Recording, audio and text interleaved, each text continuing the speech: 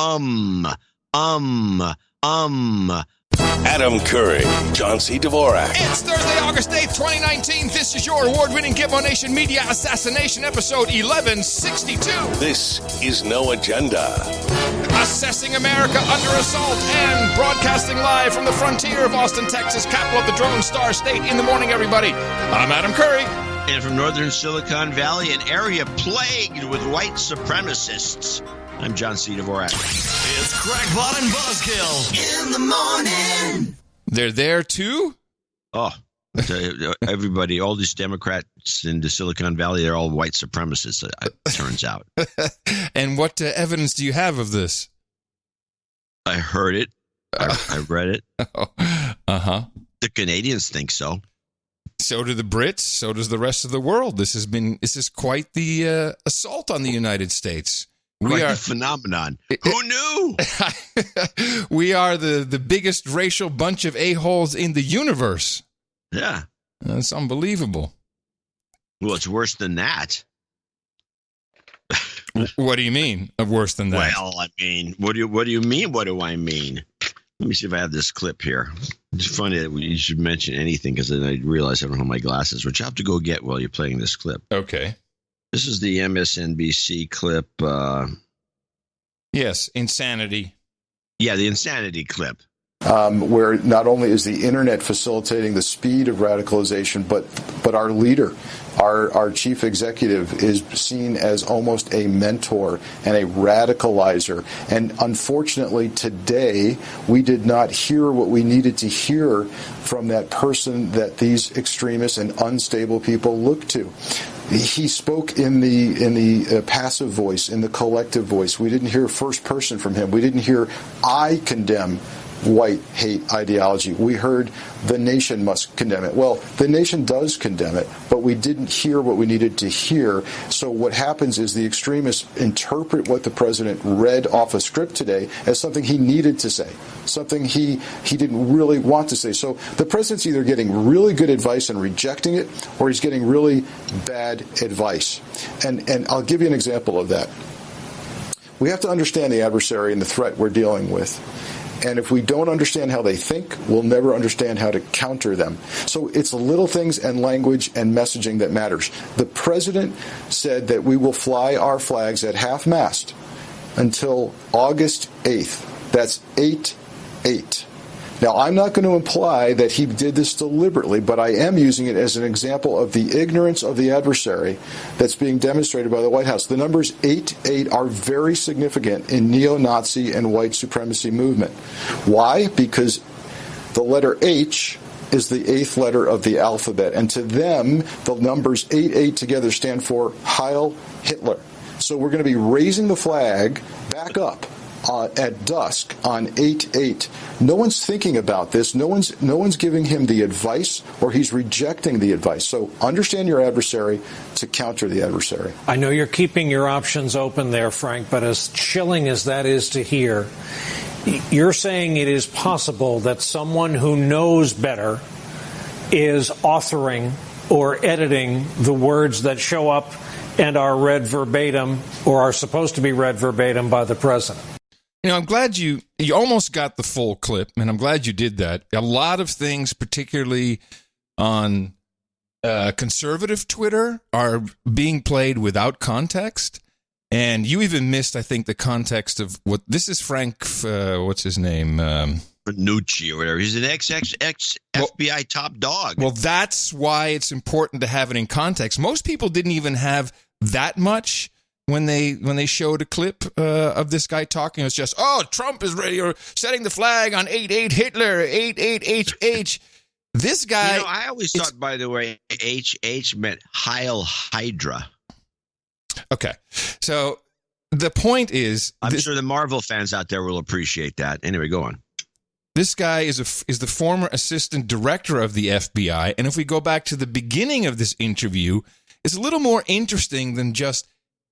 Although out of context on Twitter, all you saw was this guy's crazy numerology. Blah, blah.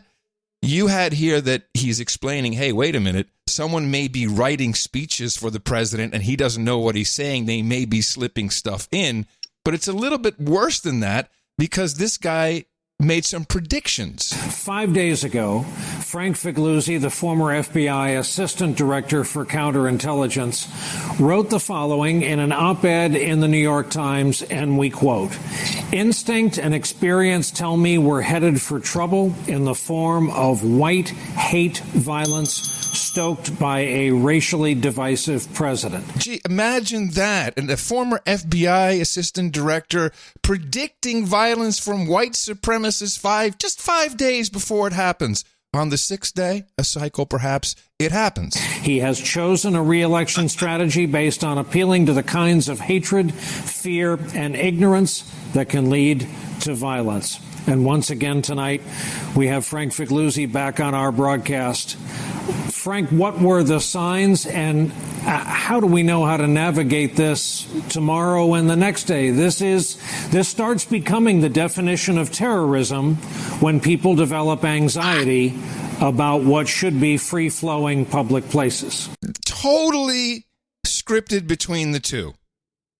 Not that, it was pathetically scripted, and the fact that Williams or any normal journalist didn't push back on this HH nonsense, which is just a creation of maniacs, is beyond me. I mean, it's not beyond me because MSNBC works, like this is what they do. They got these scripted segments and they go back and forth and they read the script very well.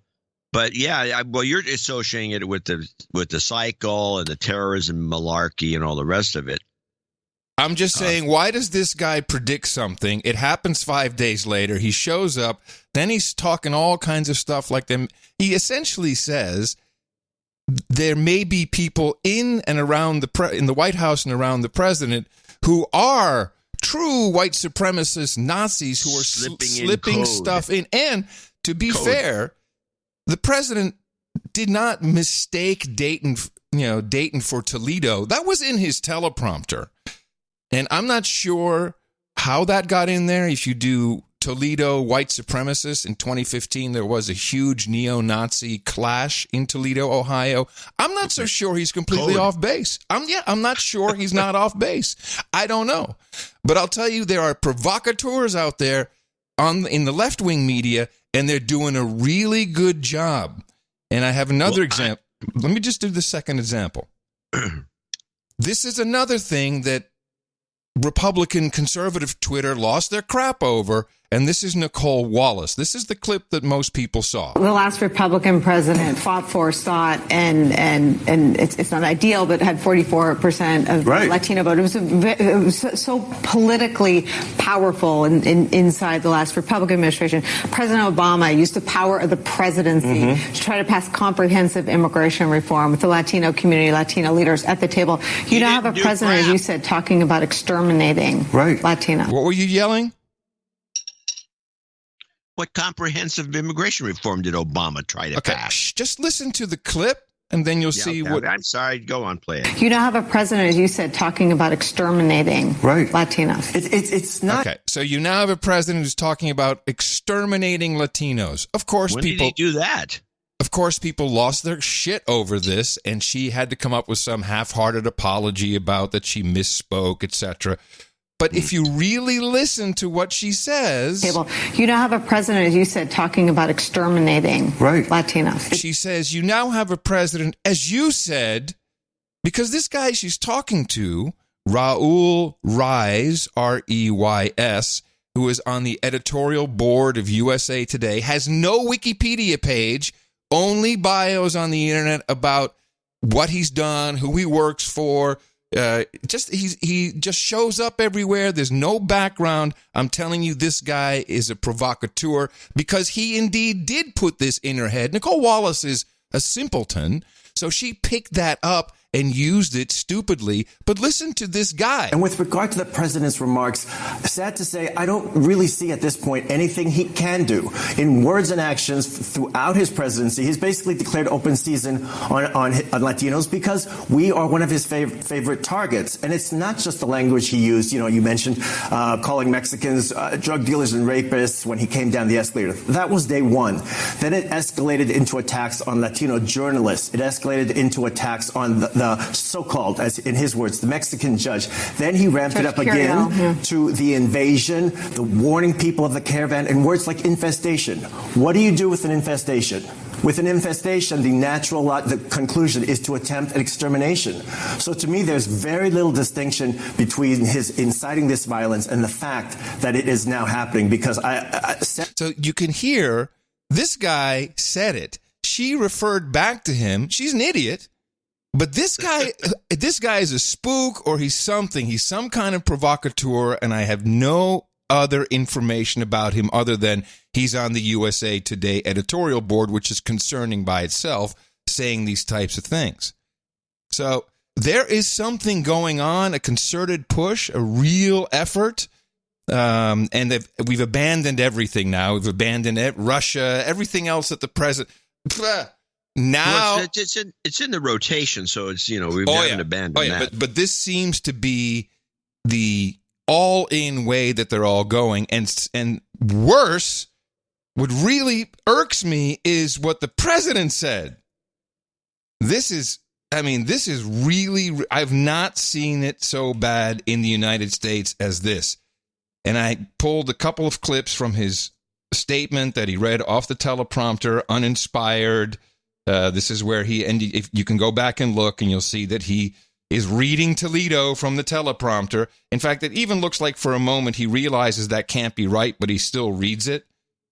But what did he say? The shooter in El Paso posted a manifesto online consumed by racist hate.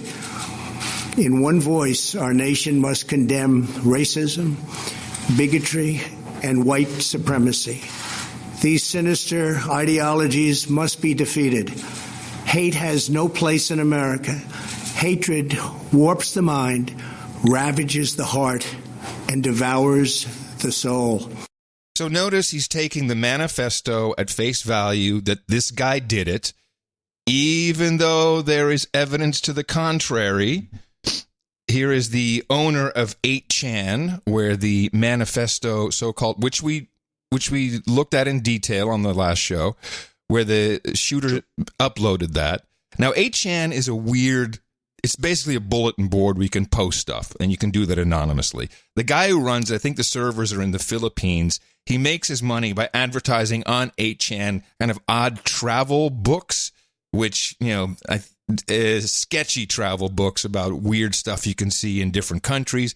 I don't care, but he made a statement about this being uploaded to 8chan. First of all, the El Paso shooter posted on Instagram, not 8chan. Later, someone uploaded a manifesto. However, that manifesto was not uploaded by the Walmart shooter. I don't know if he wrote it or not, but it was not uploaded by the murderer. That is clear. And law enforcement was made aware of this before most people had even heard the horrific news. And by the way, he put the TAPS bugle under it. That's just the drama of how he wants to present this. But notice, he could know by device identifiers, IP addresses, etc. He said, whoever uploaded that manifesto, it wasn't the guy who was posting on 8chan previously. You don't hear about that. The spirit and letter of the law have always been faithfully fulfilled, and my company has always made certain of that. It is unfortunate that this place of free speech has temporarily been removed. All right. So for the president to take this in his speech, and he's reading it, so he's responsible for it, to take it at face value as the truth or as a single guy who did all this is just factually not true. We know it now. He should have known that. Then here's the president again. We must seek real bipartisan solutions. We have to do that in a bipartisan manner that will truly make America safer and better for all. First, we must do a better job of identifying and acting on early warning signs. I am directing the Department of Justice to work in partnership with local, state, and federal agencies, as well as social media companies, to develop tools that can detect mass shooters before they strike. As an example, the monster in the Parkland High School in Florida had many red flags against him, and yet nobody took decisive action. Nobody did anything. Why not? Now, the Parkland shooter was mainly family members and friends who called the FBI and complained about him. There was only one small posting, if I recall correctly, on, I think maybe it was Instagram, but that was really not a social media case. Now the president is talking about working with social media companies to identify problems, which he'll call red flags in a moment. And I don't know, is he going to stifle people? Is he now going to work on deplatforming? If any of this is planned, that is, and just the fact that they want to go snooping around is almost a direct violation of Fourth Amendment rights. This is an outrage. Second, we must stop the glorification of violence in our society. This includes the gruesome and grisly video games that are now commonplace. It is too easy today for troubled youth to surround themselves with a culture that celebrates violence. We must stop or substantially reduce this, and it has to begin immediately. So calling out video games is old trope. There's no scientific evidence, nor is there scientific evidence that the litany of movies from Hollywood and television shows have similar influence. I mean, Tarantino's latest Bloodbath is in theaters now. No mention of that. Now, for sure, video games is a huge industry, and maybe it conditions kids. This president, our president, is the guy at the front of the military, the most murderous machine ever built in history. Oh, yeah, but let's not have a culture of violence anywhere. What he doesn't mention, of course, is that these things by themselves, may spur someone on, but how about the combination of drugs, combination of SSRIs, psychotropic drugs? Not a single mention about that. Third, we must reform our mental health laws to better identify mentally disturbed individuals who may commit acts of violence and make sure those people not only get treatment, but when necessary, involuntary confinement. Mental illness and hatred pulls the trigger, not the gun. Okay. So he's saying this, of course, to distance everything from guns from what's going on. What is he going to do now? If you're angry and you post something hateful, are you going to be picked up and involuntarily incarcerated because you may be mentally ill? Oh, we just have to check you, Mr. Curry. Just make sure that everything's okay. Make sure that you're not completely out of control. Very dangerous shit that's going on here. Fourth, we must make sure that those judged to pose a grave risk to public safety do not have access to firearms, and that if they do, those firearms can be taken through rapid due process. So are we going to go straight to Rob Reiner's house and take away any guns he has because he appears mentally ill? I mean, may think it's a good idea, but it could happen to me. That is why I have called for red flag laws, also known as extreme risk protection orders. Now, none of this is an executive order. He's just reading from the script. But when he says extreme risk protection order, I feel an executive order coming on pretty soon. And it's literally going to be like a Gestapo force that is going to check on you online if you're okay, if something's not wrong with you. We'll do a little sanity check. Oh, you got some guns. Let's take those away first, just in case. Red flag. Today, I'm also directing the Department of Justice to propose legislation ensuring that those who commit hate crimes and mass murders face the death penalty, and that this capital punishment be delivered quickly, decisively, and without years of needless delay. Understanding where the president's coming from, that a lot of mass shooters sit in jail for years and years and years on end, I understand what he's saying, but you put that in combination with a red flag, maybe some mental health issues, clear hate. oh, I'm sorry, we got to go kill you now. I mean, I know it sounds a little extreme, but is it really when you hear what he's saying? These are just a few of the areas of cooperation that we can pursue. I am open and ready to listen and discuss all ideas that will actually work.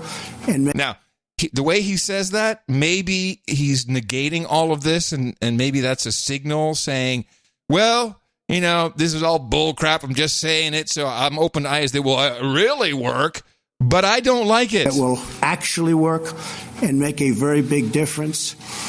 Republicans and Democrats have proven that we can join together in a bipartisan fashion to address this plague.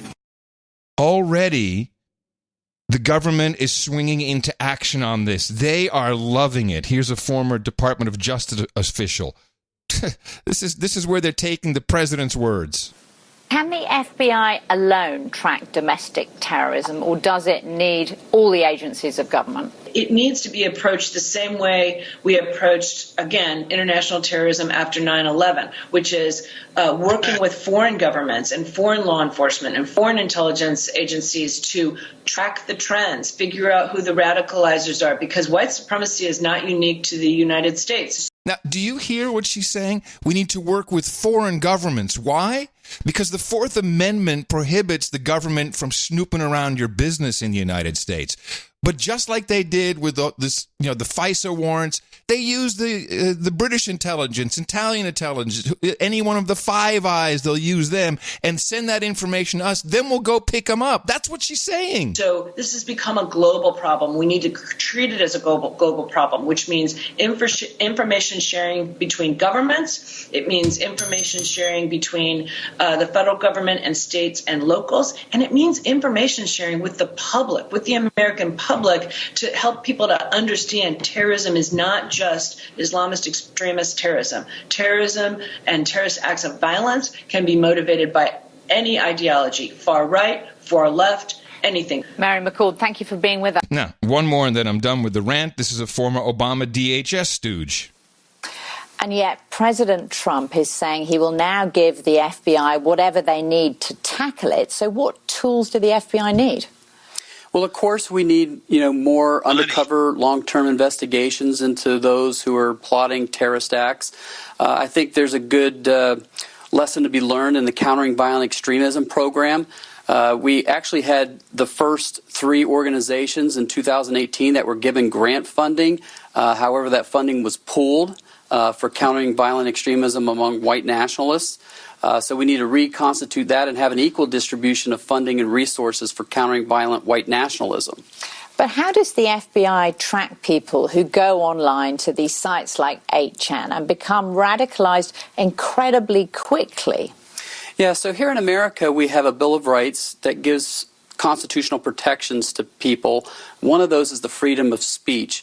And so the FBI's hands are kind of tied until they have a criminal predicate or probable cause to investigate. So how they go about monitoring these social media websites is by contracting it out with private companies who don't have those limitations. That's how you circumvent the Fourth Amendment. It's a beautiful system. This is outrageous. And I can't believe that. Where's Fox News on this? Where's Tucker Carlson virtue signaling about how dangerous this is? Nowhere. Is no one picking up on this? Am I an idiot? Am I overblowing it? Well, you're definitely ahead of the pack. Okay. I'm protective of my rights and yours. Now, a couple of things that I wanted to, if you could back up, unfortunately, you already passed this up a mile ago, but I was intrigued, and I'm not going to say you're right or wrong about this or you're hysterical, but I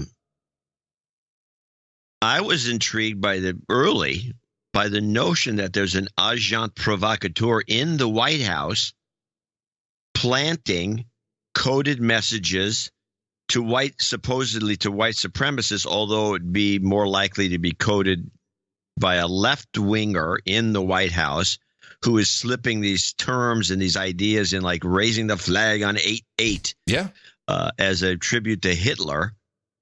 You have to be somewhat nuts to even think that. But if there's some guy in the White House because he seems to be working in concert with that guy that you had interviewed. That guy who was on the FBI guy that was on Brian Williamson. Yes.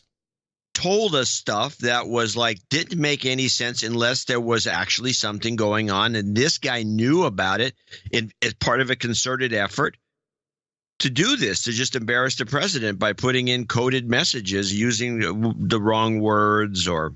I've never seen this, Frank. Raising the flag on 8/8. Have you ever seen this Frank Figliuzzi before? I'd never seen him before. Well, apparently he's on MSNBC all the time because when Brian introduced him, he says, "Welcome back." Yeah. Well, we missed him the first time. The BBC also did something very interesting. Just speaking of coded language, and this time a little more obvious. This is from BBC World News. This is the report that came out at 1 p.m. President Trump is heading for the sites of mass shootings in Ohio and Texas amid warnings that he will not be welcome. The shootings left 31 people dead. Mr. Trump's rhetoric has been blamed for inciting hate crimes against immigrants and ethnic minority groups. Okay, been blamed for inciting hate crimes against ethnic minority groups. 1 hour later, this is the headline. President Trump is heading for the sites of mass shootings in Ohio and Texas amid warnings that he will not be welcome. The shootings left 31 people dead. His visit comes amid a continuing row over whether Mr. Trump's choice of words in his tweets and speeches has contributed to white supremacist violence. The president denies this. Oh, I guess they got a call from somewhere. Hey, you're off message, BBC. Get it back to white supremacy. That is a great catch. I'm wondering, again, taking it back to the idea that there's a agent provocateur in the White House, and there's always been, and they tend to be lefties that are pushing an agenda. I'm thinking it's communists. Just possibly. You laugh, but you didn't pay any attention to the DSA convention. Oh, I'm sorry. I not only paid attention, I saw your clips. I got real clips. You got better clips. Good. Because I lost one of my best clips because I was randomly moving stuff around, and I took out one of the files and I didn't go back and recreate it. But let's put it this way. The guy who ran Alexandria Ocasio-Cortez's operation, the head of the Justice Democrats, who's now working on the Green New Deal, and he himself, regarding the Green New Deal, said it really wasn't about ecology or greenhouse gas or anything else. It's about a way to fundamentally change the economic system in the United States. That's a paraphrase, but that's what he said. And the idea that there's so many of these guys all out of the blue, they've come out of the colleges, and they're straight up Marxists. I mean, when you listen to the DSA people saying, "Thank you, comrade," time after time. And thank you, comrade. Thank you, comrade. That's my ISO. It's like, talk about chilling. And this is going on. Nobody is even discussing it from the left, and the media is not discussing it. They're discussing white supremacy. I think the white supremacy thing is a total red herring. I don't know any white supremacists. I don't know anyone else who does, but they're all talking as though the whole country's crawling with them suddenly and out of the blue, because as you listen to that FBI guy, he said, and by the way, this again confirms that he may be himself part of a conspiracy.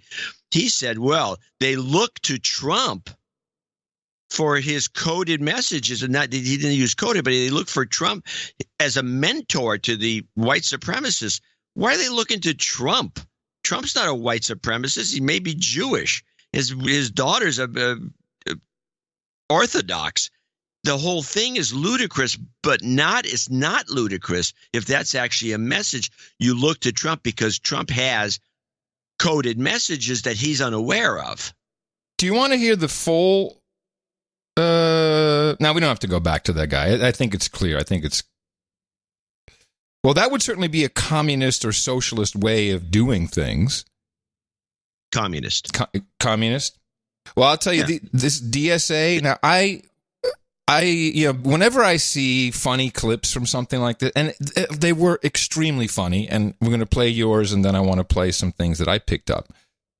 They had taken off about 5 hours of video that they had posted to YouTube. I was just looking for one full video. Could not find anything in search.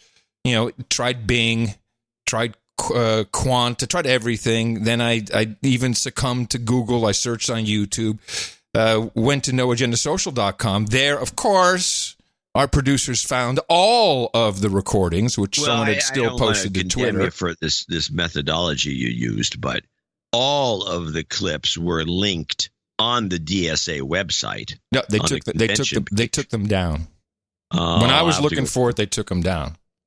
They only had one left, and that's the one I got the clips from. But let's do some of the funny stuff first, and then let's start with yours. Which one do you want to go with? Okay, well, a couple of things were going on. There was for one thing, they spent most of their time. Let's set the stage. This is the Democrat Socialists of America, DSA Con 2019. This is the convention of all the chapters of the Democrat Socialists of America in a hotel in Atlanta. And there was voting going on about, the actual structure, the delegates. They were, what you saw is people trying to be social justice warriors and socialists at the time, which, believe it or not, does not go together very well. Go ahead. Well, they had a lot of, and by the way, they also employed all the old Occupy coded ways of presenting the audience. In other words, you can't clap because it might disturb somebody. The clip that I lost was the guy bitching about people mumbling to each other or even talking. I have that one right here. Good. I'm glad you have it. We are going to need a... sorry. Wait. And so you have a bunch of people twinkling. And so that's where you put your arms in the air and you wave your hands around. It's a form of applauding, but you can't. It's not this finger snapping applauding, which was used supposedly as a better way to applaud in nightclubs, hearkening back to the 50s in a beatnik place. But you hold your hands in the air and you wave your hands and you wiggle your hands around, and that meant yay. Now, just so you know, throughout I watched it all.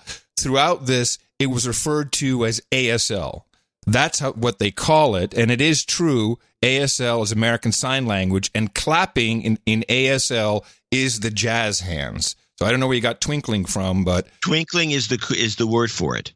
They consistently called it ASL. Well, they can call whatever they want, but it came out of Occupy, and it was called twinkling. And there's a downward movement. I guess the Occupy people got it from American Sign Language, but I'm not sure. But I was lectured about this by JC, who knows all this stuff. Well, he would know that it's from ASL then. Right? They may have been mentioned. All I know is I was attracted to the term twinkling. Is that in this clip? No, I don't have no, because I just was describing the situation because there's none of it's in these clips. But what I have is, for example, this is a woman that's going to talk about the marshals because you can't just go to a microphone and get in line and say stuff. You have to be ordered by the marshals to be in certain order, so it's going to be very structured.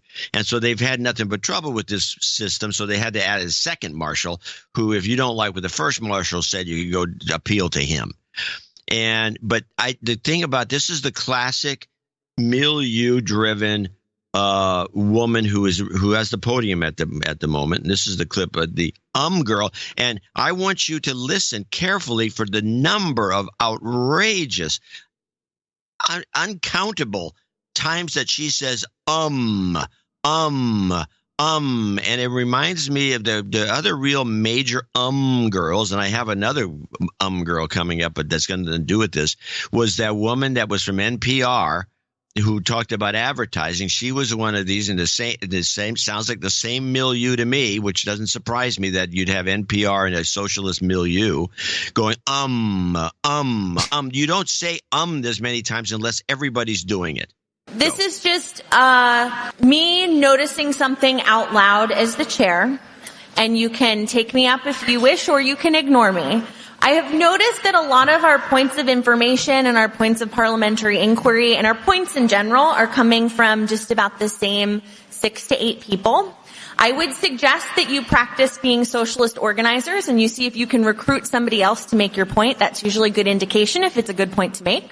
Second, I have received some questions about the marshals who are helping to sort of convene the progressive stack. Just so everybody is clear, the marshals at all of the mics are actually not delegates. There's been a concern that they may be politically motivated. None of them are delegates, so just putting that out there. They're not stumping for specific resolutions. They're doing the Lord Marx's work. Second, we have implemented... Wow, the Lord Marx's work. Oh, my goodness. I don't think that's in the handbook. You're not supposed to call him the Lord, are you? Don't know what the handbook says. I've never seen it. But the Lord Marx's work. Okay. Specific resolutions. They're doing the Lord Marx's work. Second, we have implemented sort of a process because I have learned that there has been a lot of debate within the lines about whether the marshals' recommendations about the ordering and the stack are appropriate. So each mic now has 2 marshals. The second marshal is to settle disputes. I'm a little upset that it has come to that, but if there are disagreements in the stack about who should go first, again, there will be a second marshal there to make sure that it's an impartial decision. Let me just go through. And just so another point, the marshals are very aware that some identities are invisible. So as much as possible, they are proactively coming up to folks who are in the stack and just trying to get a sense of, who they are and where they should be. Third, I've received a lot of complaints about, I know that some people just in general really prefer to stand. I'm one of those people. I'm very fidgety. I can't sit for very long. I think that's totally fine. But I'm just going to ask as much as possible if the folks who are standing could do so in the back. It's a little distracting to people on the sides, the movement. So please do that if you plan to stand for most of our sessions. You're killing me with this girl. And then just again, I want to reiterate what progressive stack is. For the intents and purposes of this convention. Progressive stack is meant to ensure that people from, historically oppressed and marginalized identities, who often don't get heard from enough, not just at this convention, but also in broader society, have a fair chance to speak.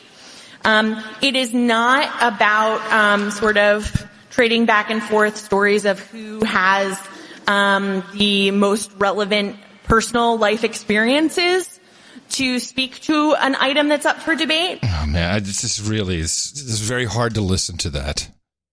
Now you can stop it and let's just go to, because it continues with, I want to follow it up with this marginalized people thing is a big deal to this group. And so you have a bunch of people coming out, and everybody, by the way, does the following when they go up there. This is a 3-second clip. This is when you go up, you do this. This is the DSA speaker intro, personal pronouns. You always put this in there. My name is Matt Rubin. I'm from Pittsburgh, DSA. My pronouns are he, him. Yes, hello. Point of personal privilege. My name is Adam Curry, Austin, Texas. Pronouns he, haw. Oh, brother. Okay. So there was a they, them that showed up. She was an NB. It's pretty obvious. And she had to make sure that everyone knew that she was a they, them.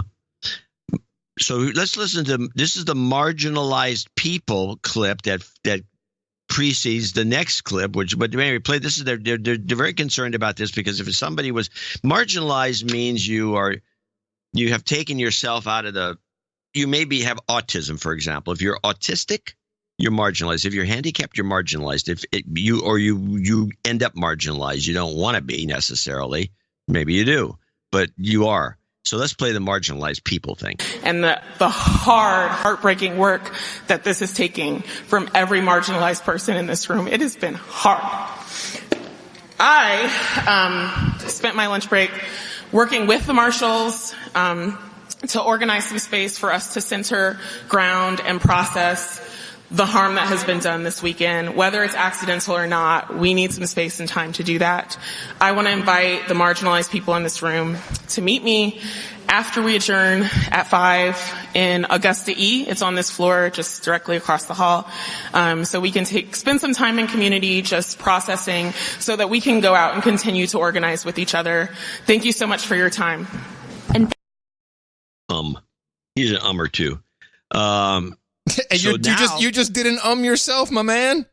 You literally, this is the problem getting in these milieus. You start mimicking It's getting bad. I got to pay attention to you, comrade.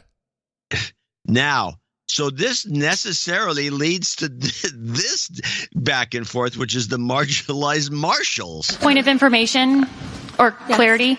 Are there marginalized marshals, or are they all, like, I guess I want to know how many marginalized folks are represented by a marshal. I don't know that I'm necessarily comfortable answering that question, especially since many identities are invisible. Right, I understand. My main concern is not being represented and having... Yeah, I understand. I think the best we can do is try and have a fair system where there's a second person to settle disputes. And I just really encourage people as much as possible, please respect our marshals. It's a very thankless task. And they're very, very critical to this operation we have going on right here. Now, okay. I'm going to take over here because I got some other stuff that relates to this that happened that I think is important to find out or to hear about. First, let's really talk about, these are social justice warriors. These are not socialists. I grew up in a socialist country in the Netherlands when it was truly, really socialist, with 90% income tax, personal income tax, the whole deal.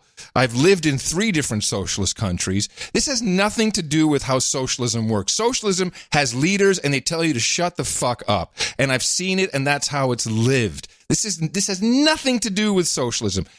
In fact, all this entire conference was fundraising.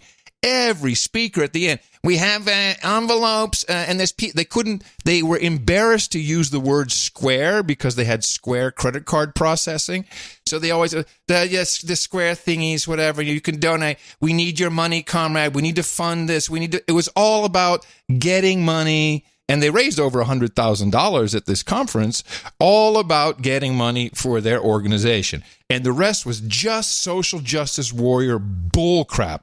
Let's listen to the guy who was apparently in charge of security or order and making things go well. And he talks about this ASL, American Sign Language hand waving, and more.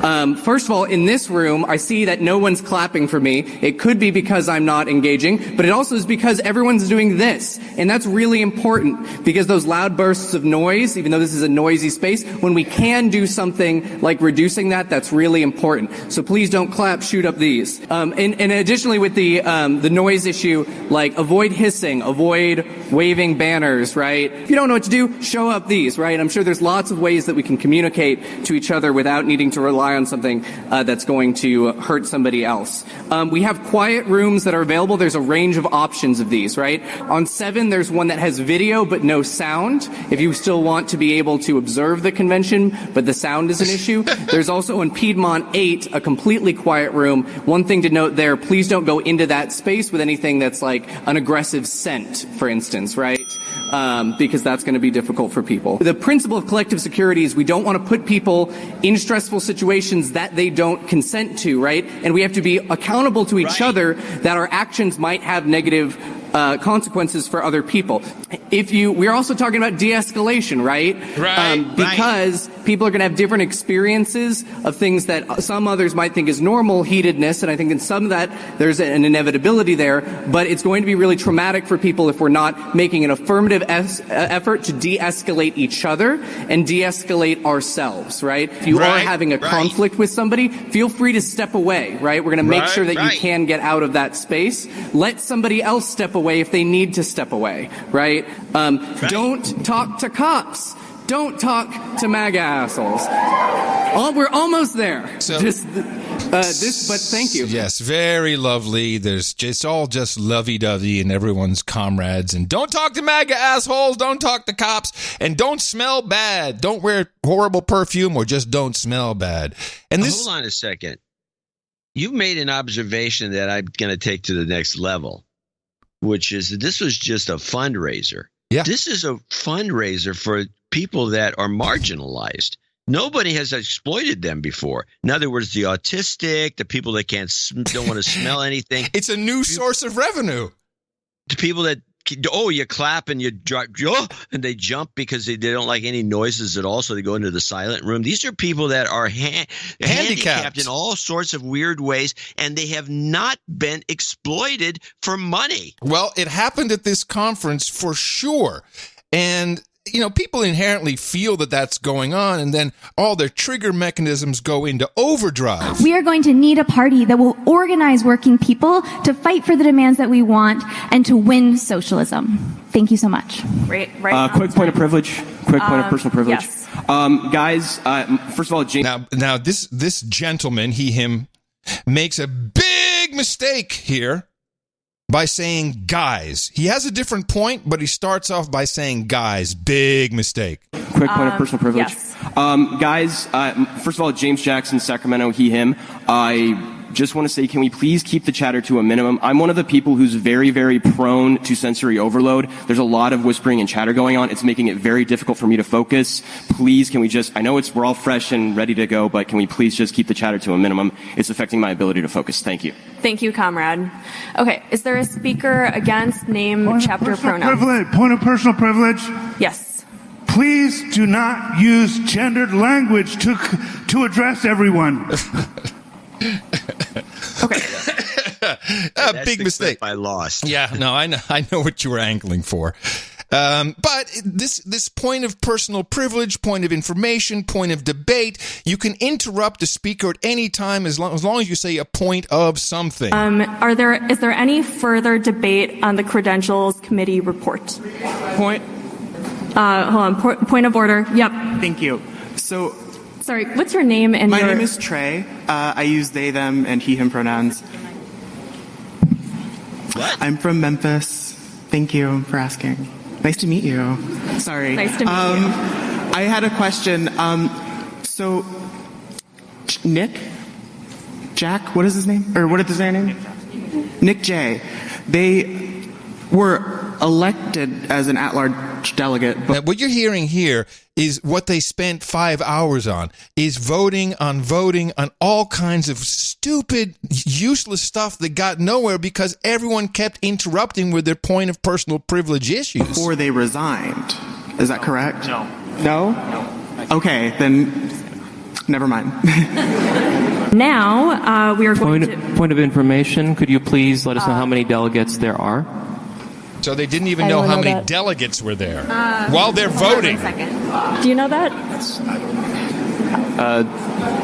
I believe 1,057. Thank you. Great. Awesome. And now we're going to move on to the resolutions and amendments committee. Very brief point of information. If you are using a microphone, talk into it directly like I am right now, and do not wave your face back and forth because people cannot hear you. That is all. Okay, awesome. This is the way to say it from now on.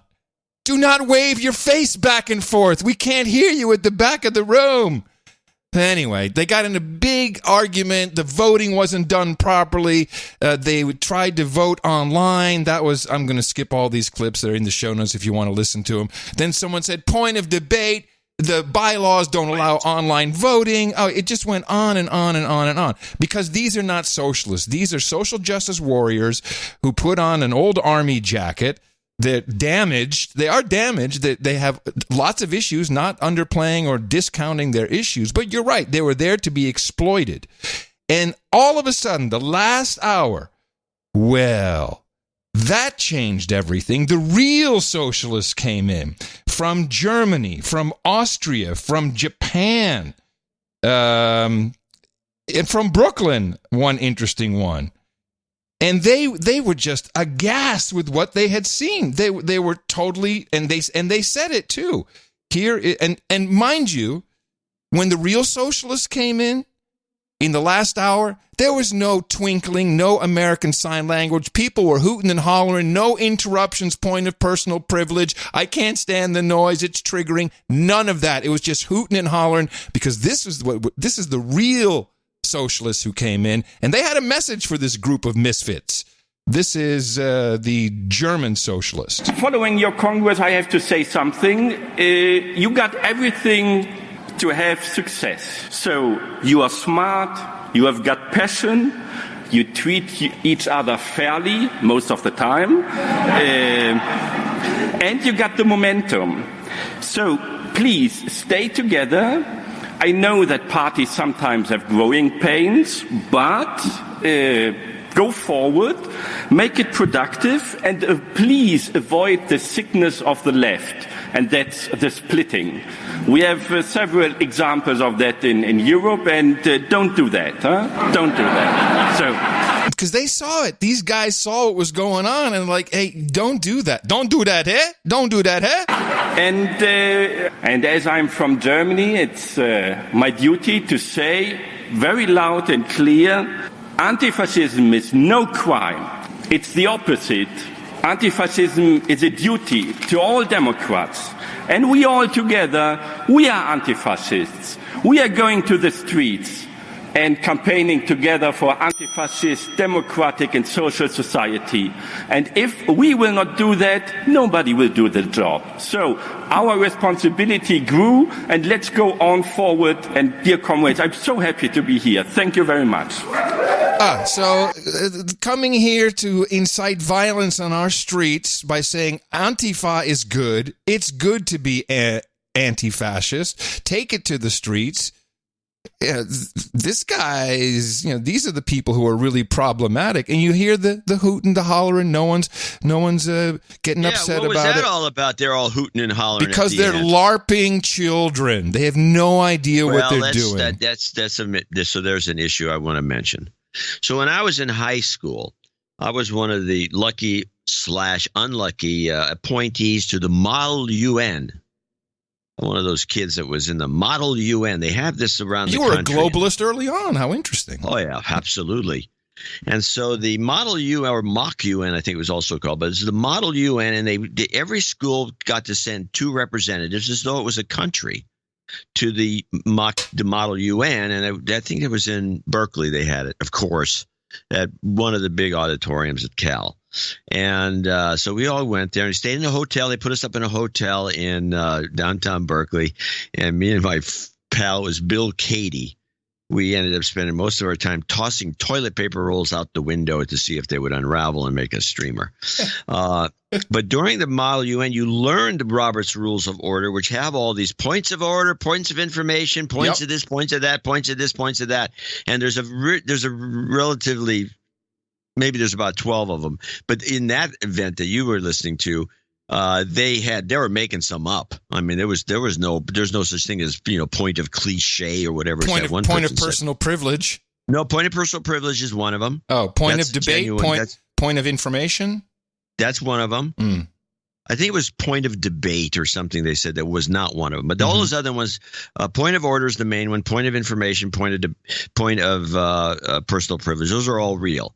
And so when you went to this thing, it was a big UN assembly, and you had little signage, and you sat there like one of the UN ambassadors, I don't know what they accomplished. I do know that it kind of was childish in the way that we just witnessed with the DSA. It was a lot of point of this, point of that. Everyone's trying to show off that they know the rules, and so they wanted to say something. We didn't have the pronoun thing, obviously, but it was that's what I was reminded of. I was reminded of kind of a high school group, trying to figure out the world, and they're up there in some fake meeting. It was borderline pathetic. And so who shows up at the end to shame these people into these sad people into giving their money to the Socialist Party is the head muckety-muck of the DSA, although maybe not by title, Linda Sarsour, our favorite Muslimah from Brooklyn. And she gave them an earful about how they were doing it wrong and they need to pony up. And she also interestingly refers to their National Political Committee vote, which has the fun acronym NPC. I just couldn't get past the irony of that. Listen to Linda Sarsour wrapping up this Democratic Socialist of America conference. And the question that DSA needs to ask themselves is, who do you want to be? What are you trying to do in this moment? What kind of story do you want to be told about DSA? And by the way, speak of milieu. Who does she sound like to you? I'm not getting it right away. Well, Wanda Sykes. She sounds just like Wanda Sykes, the comedian. Oh, that's interesting. Have a listen. And the question that DSA needs to ask themselves is, who do you want to be? What are you trying to do in this moment? Right what there, kind of story do you want to be told about DSA 40 years from now? If you are here because DSA is supposed to be making you feel comfortable, you're in the wrong place. If you are here to tell DSA you need to do these 17,899 things to make me feel good, this is not the organization for you. If you are in DSA to take one collective liberation movement to divide it up into things that make you feel comfortable, this is not the organization for you. There are people who are counting on us. Literally. There are people whose lives depend on us building a political movement that is centered on values and principles and the most broken and marginalized people in this country. So, freedom in this country is not free. It's just not. So if you think that you're going to talk to me about capitalism and we got to smash the patriarchy and capital, I get that. Got to do parallel tracks because you live in a capitalist nation right now. I'm sorry to break it to you. Right now. And in order for us to build a sustainable movement that is worthy to the people we are fighting for, we got to get our finances together. We need money to build this movement, right? Some of you may be like, well, I have a lot of time on my hands. I can come and volunteer. Not everybody has that time. So don't be all about you and I don't like this, I don't like that, I don't feel. It's not about you. It really is not about you. Tonight, when you're voting tonight on NPC members, you vote for the most qualified people, the most compassionate people, the most passionate people. It's not about who you like and who's in another faction and who's in another caucus. It's not about that. And if that's what you're going to do tonight, then you're proving to marginalized people all over this country that you don't give a damn about the most broken people. You only care about yourself and what you believe and what you think. So there it is. That's the message. Give us your money, you marginalized poor people. You're no good. And shut up about your problems. Give us your money. And I think this Linda Sarsour, she's the one to keep your eye on. You know, we had we've been keeping our eye on her. She's horrible. I will mention something, though. It's not a bad idea in terms of their approach. I just thinking about explaining these poor marginalized people, which is exactly what this is. It's not, many of them have such a weird self-esteem issue. It's not like they have low self-esteem or high self-esteem. They have an unusual self-esteem because many of them are they-thems and they're NBs and they're non-binaries and they've been poisoned by the food supply. I don't know what happened to half of them. There's a lot of weird autistic ones there that seem functional, but they're high functional as they call themselves. They generally may be susceptible to, because this is like an insurance salesman. I've been listening to these different clips, and you have different approaches. Let me try this approach and see if I can shake some money out of these people. Let me try that approach and let's see if I can shake some money out of these people. The Sarsour approach is they have low self-esteem. Let me tell them what they already know and condemn them and tell them that they're shit is what she did. That's exactly what she did. That was a very terrible thing she did. She said, you are shit. Give us your money. Let me write this down. Let me see if we can try that in our newsletter. Well, it's extreme. We don't have that many people that are that necessitate that sort of thing. But I was at one time. There was a sales guy that took a liking to me because he couldn't sell me anything. So he was an insurance guy. This is when I was in college, and I have pretty decent, not great,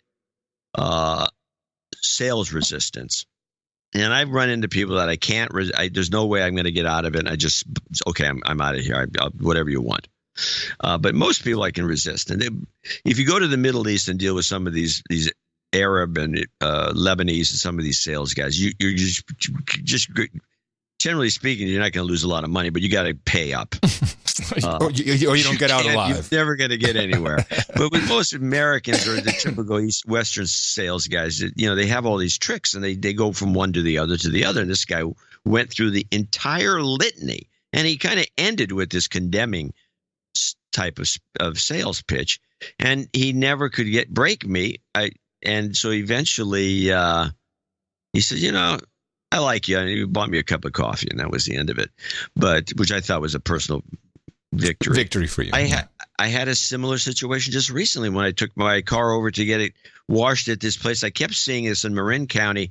It's a washing place just off on the other side of the Richardson Bay Bridge, and it is there's cars out there, and they're scrubbing them down. It's like a hand wash that has a machine augmentation. And you go, I say, I got to get my car washed there. I go in there.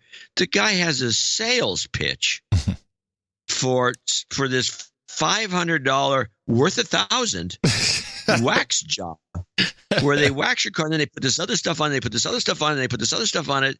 And so I got to tell the story, if you don't mind. Wait, can I just guess the ending? Did your 25-year-old Lexus come out looking like a 2019 model? I never bought into it because I luckily did not have any. I just was going to go to pay cash for a thing, and I didn't have $500 in cash, and that was my out. It was great. I would love to do this. I will come back and do this later, but I only have $60 in cash, and so I got to get a gas filled, and I got to get a wash. Okay, he finally gave up, realizing I was telling the truth, But one of the things he did was at the back of the car, he had half of the trunk area. He had to polish. He polished and polished and polished, and then he did a whole little section. He said, "Feel that," and you felt it. It was really smooth and clean. It was like, wow, yeah, that's great. He said, "Well, the whole car will be like, yeah, I don't only got $60. Okay." So I go through it, comes through the washing machine, comes out the other end. They wipe it down. They do all what they do, which is kind of interesting in itself. And then I go and I said, first thing I do is I check that area. It was no different than the rest of the car. Wow, close call, John. All right. Shut your shit. Give us your money. The final two clips.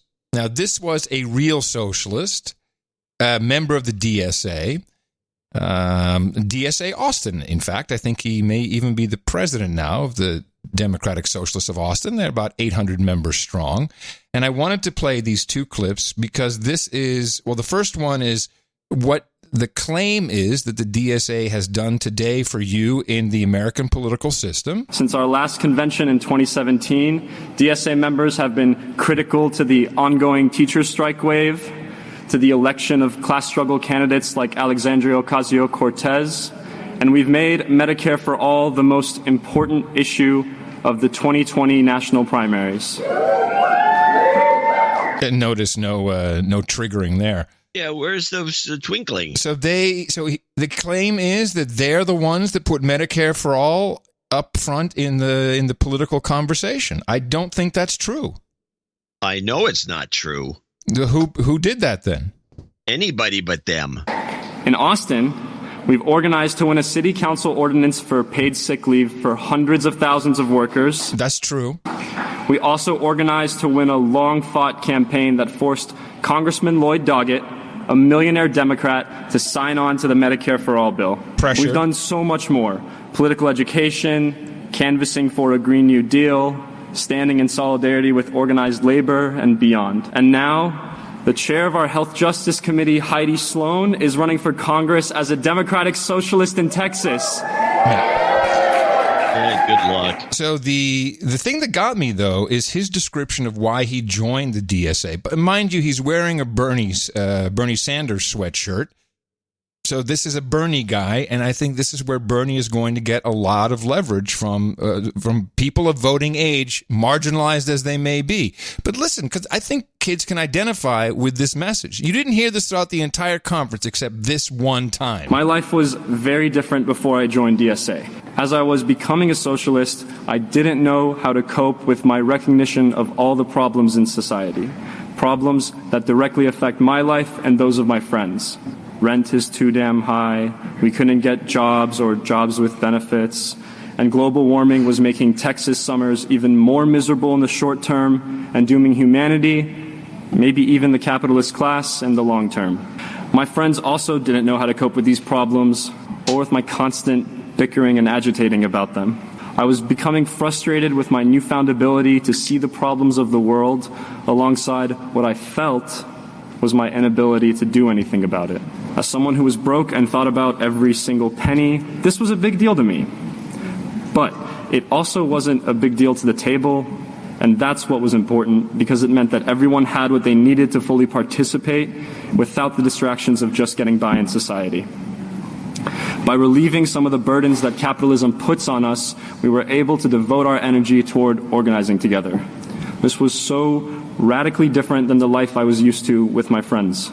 We had a culture of Venmoing each other for every slice of pizza or six-pack of beer, and it fostered mistrust, questioning, and shame.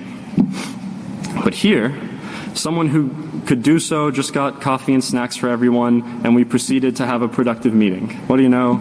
Before I knew it, I was spending 30 hours a week on DSA and trying to build a socialist movement. Now, I think this is really telling, because this is what kids are witnessing. And I'm sure that there's frustration and mistrust and distrust with this, splitting up bills 1,000 ways, Venmoing money back and forth. I can see where kids get disillusioned by that. And they also just want free food. And so when you show up with free food, then you can reel them in. It's very weak. They're very easy to get. So that should be noted. I think we've noted it. This has been my constant complaint about the fact you can't get a summer job anymore. Yep.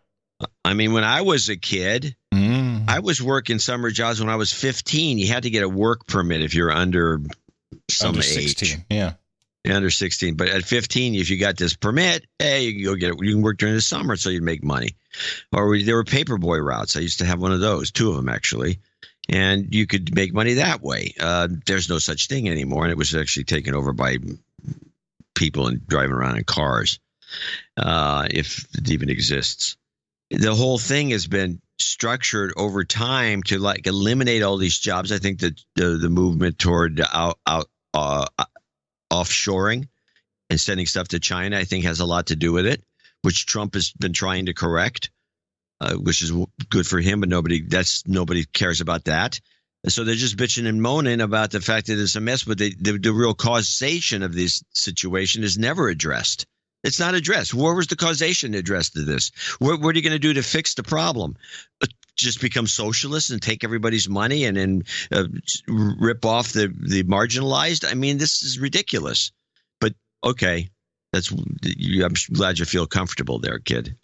So one final thought/comment, bring it back around to these children who are going out, apparently, allegedly shooting and killing lots of people. If these really are the pictures I'm seeing, they look marginalized. They look like they could be in the DSA. They look like everyone else there. And I noticed an FBI statement regarding the Dayton shooter. The FBI, for some reason, said, well, this kid was really into some certain ideologies. And the statement reads something along the lines of, we're looking into the Dayton shooter was exploring violent ideologies. What are these violent ideologies? Nowhere did the FBI expand on that.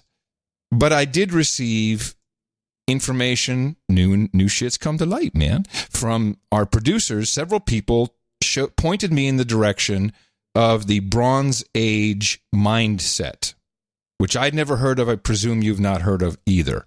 And it is a book, which you can get on Amazon / I'd say almost manifesto, about 98 pages, written by someone who calls himself the Bronze Age pervert. He does have a following, tens of thousands on Twitter. Very odd. I read through this entire thing. I don't want to jump into it today because I need a lot more parsing. I mean, this could be a joke by itself. I mean, I don't even know if this is real. It seems like it is.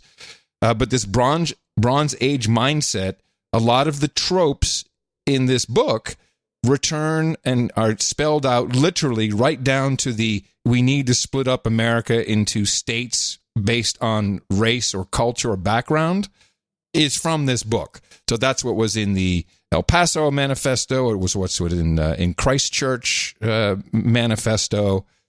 It is possible there is an ideology that some of these children are latching onto, and it is very nihilist, very much like there's nothing else I can do except these 5 things, and standing up like a so-called man is one of them. And I see how it can play into people like this. So Sunday I'll dive deep into that because it's fascinating, if true. You hadn't heard of it, I presume.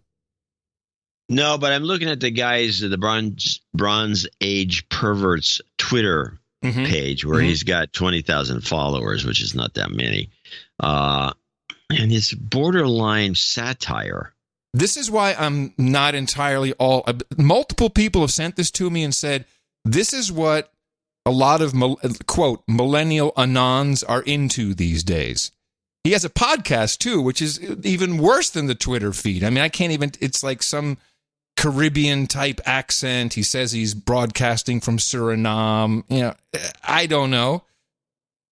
I really don't know. But it is possible that there are other ideologies out there which could just be a hijack of kids' minds. It could be, for all I know, a programming project, and then you look. No matter what it is, you add some pharmaceuticals to the mix, and you got danger on your hand. That'll wrap it up for me because that's what no one is talking about. And why would we? Why would we? Never will. Oh yes, no, I will. I will do one more. The reason why we never will. Let us go to Anderson Pooper from the previous podcast. This was what he claimed. Putting out a blanket tweet when in the wake, on the day somebody has died, implying that they were on antidepressants and that's what caused their suicide, that just seems irresponsible. Well, Anderson, I could say the same thing to you, given how many pharmaceutical companies advertise on your show. I don't know. I've never seen the ads on my show, so I don't know what pharmaceutical companies. Well, you might want to look at it. But I got to be telling you, might want to look at it. I'm not impacted. So when you say to me, I'm not impacted by who advertises on my show. I don't know who advertises on my show. It's not any interest to me. I'm sure it is to people in this company, but I don't care. What I care about is people who are dying, and there's a stigma for people actually seeking medical help for something that could save their life. And, that has saved my life. And I think it's important. So 2 things here. Hold on a second. Yeah, I just caught something. Yeah, I know. He says it saved my life. Yeah, we didn't hear that the first time, did we? No, I didn't. And, that has saved my life. Yeah, it saved his life. So antidepressants saved his life. But still, this is the problem with big pharmaceuticals. So here's a guy who's shilling for it because it saved his life. One of the lucky ones, I guess. But I don't care about advertisers. I don't know who gives a crap. It's not important unless Turner Broadcasting brings all the advertisers together once a year to do the so-called upfront, where the advertisers who Anderson Cooper has never met goes and schmoozes them to make sure that they will advertise on the stations that belong to Turner Broadcasting. CNN is one of those, all, of course, underneath Time Warner. And Anderson was there, on stage even. Please welcome Anderson Cooper. Thanks so much. Do you think he noticed those people in the crowd? Did they think they were just his audience, or did they not know they were advertisers? I know when you think about sports, you think Anderson Cooper. At Turner, our shows and stars are constantly engaging with fans. This is true across every genre, every demo, every platform, really everywhere. Turner likes to call itself a fan engagement company. Joining me to talk about this are 2 entertainment icons. Please welcome Conan O'Brien and Shaquille O'Neal. 2 other guys who know nothing about the advertisers. Nothing at all. All right. That's it. Sir? All right. And just listen to the advertising jargon, and then I'll quit it. That's really... How you doing? I'm doing great. Yeah? Why the hell are you here? I have no idea. The entire republic is hanging by a thread. Well, to be honest, I guess he didn't know why he was there. He didn't know that his job there is to sell the advertisers, the big pharmaceuticals who advertise, who he doesn't know. He must have met somebody. Wolf Blitzer's backstage eating a scone, and you're hosting this show. Yeah, I know. Black, white, and even whiter. That's right. You guys, how do they contact you if they suddenly need you? Like Trump just took a shit on the East Lawn. Why are you? What I love about these upfronts is there are all these terms that I don't know what they mean, like premium engagement, everything Kevin O'Reilly said, I don't really understand. Like differentiator, digital custom experience, cord cutter. Well, maybe that's his tactic. Maybe Anderson just doesn't know anything. But he certainly was there. It's very funny, by the way, just before you leave that clip, it's funny that Conan, who's irreverent, he doesn't care. No. I mean, he got something like $30 to $80 million from NBC when they fired him. And he says cord cutter. That's a big just no-no. To piss off somebody. Yeah, but again... Well, Anderson, I could say the same thing to you, given how many pharmaceutical companies advertise on your show. I don't know. I've never seen the ads on my show, so I don't know what pharmaceutical companies. Well, you might want to look at it. But I got to be telling you, might want to look at it. I'm not impacted. So when you say to me, I'm not impacted by who advertises on my show. Oh, well, okay. I guess you are, Anderson, because you had to go show up and do the Dog and Pony show. Liar. That's a good catch. And with that, I'd like to thank you for your courage and say in the morning to you, the man who put the C in Comrade John C. Dvorak.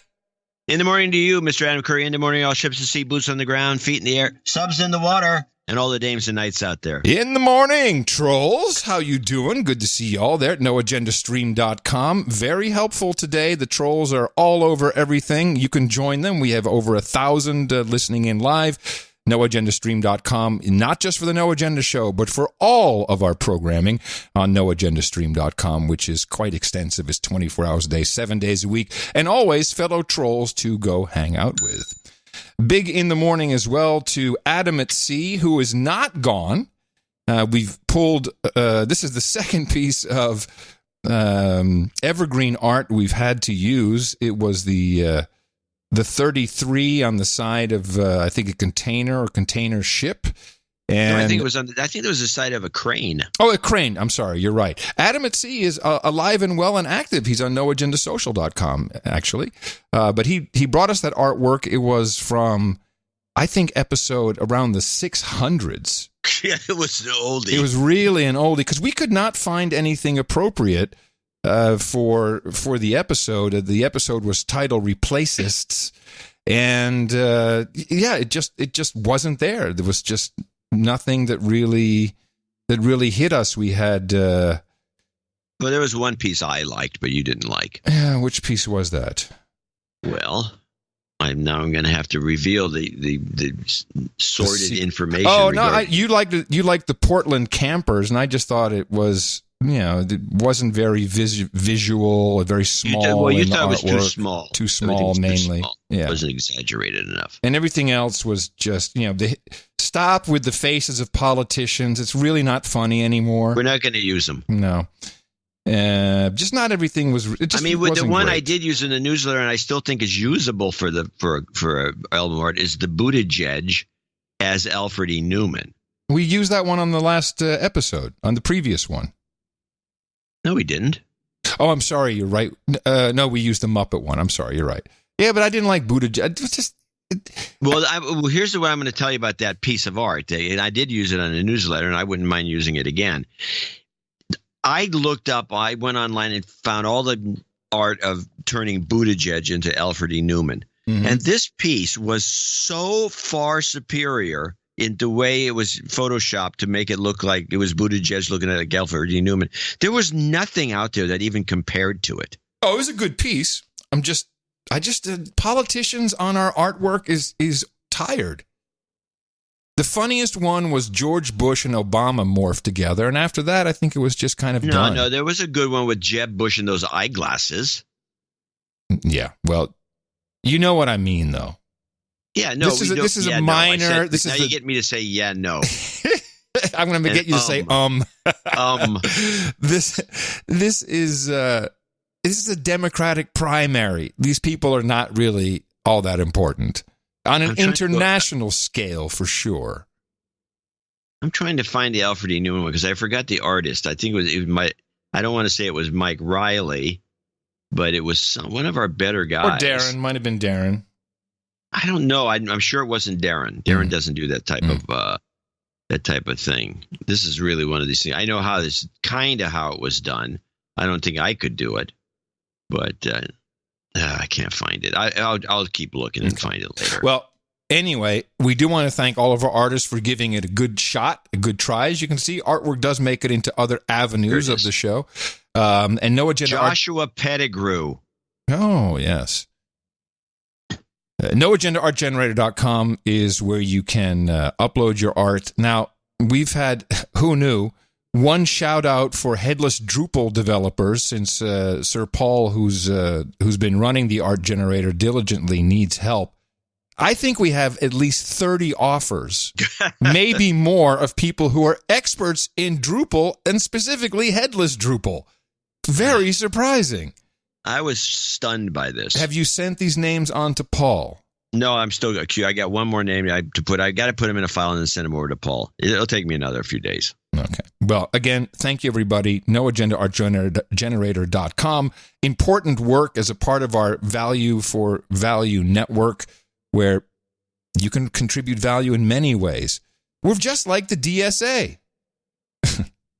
Give us your art. Wave your banners. Give us your flags. And please, comrades, some of you need to support us. And we'd like to thank them, except we take it into a capitalist mode, and we call them executive producers and associate executive producers after our fine capitalist entertainment system.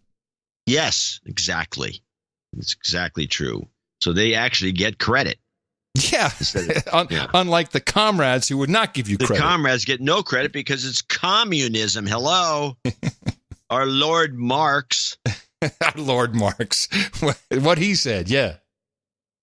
We got actually a balanced show today with 3 executive and 3 associate executives, starting with Anonymous from Athens, Georgia. Came in with $686. He won't get credit because he's anonymous. $686. Hello from FEMA Region 4. I've been listening for about 4 months now, and I'm afraid that I may have overstayed my sampling status and crossed into douche status. So I need to request a de-douching, please. All right. Let me grab the douche bucket and the de-doucher. Here we go. You've been de-douched. Ooh, shiny. Last month, JCD claimed that the No Agenda Show is a public benefit podcast. Yes. I agree 100%. In order to memorialize this designation, please accept my donation of $686. Thank you for keeping me companies on my long daily drives. Oh, good. A commuter. Anonymous in Athens. Is there any knowledge behind the 686 number? Is this? He never said. If you look it up, maybe, or maybe someone in the troll room would know immediately what 686 refers to.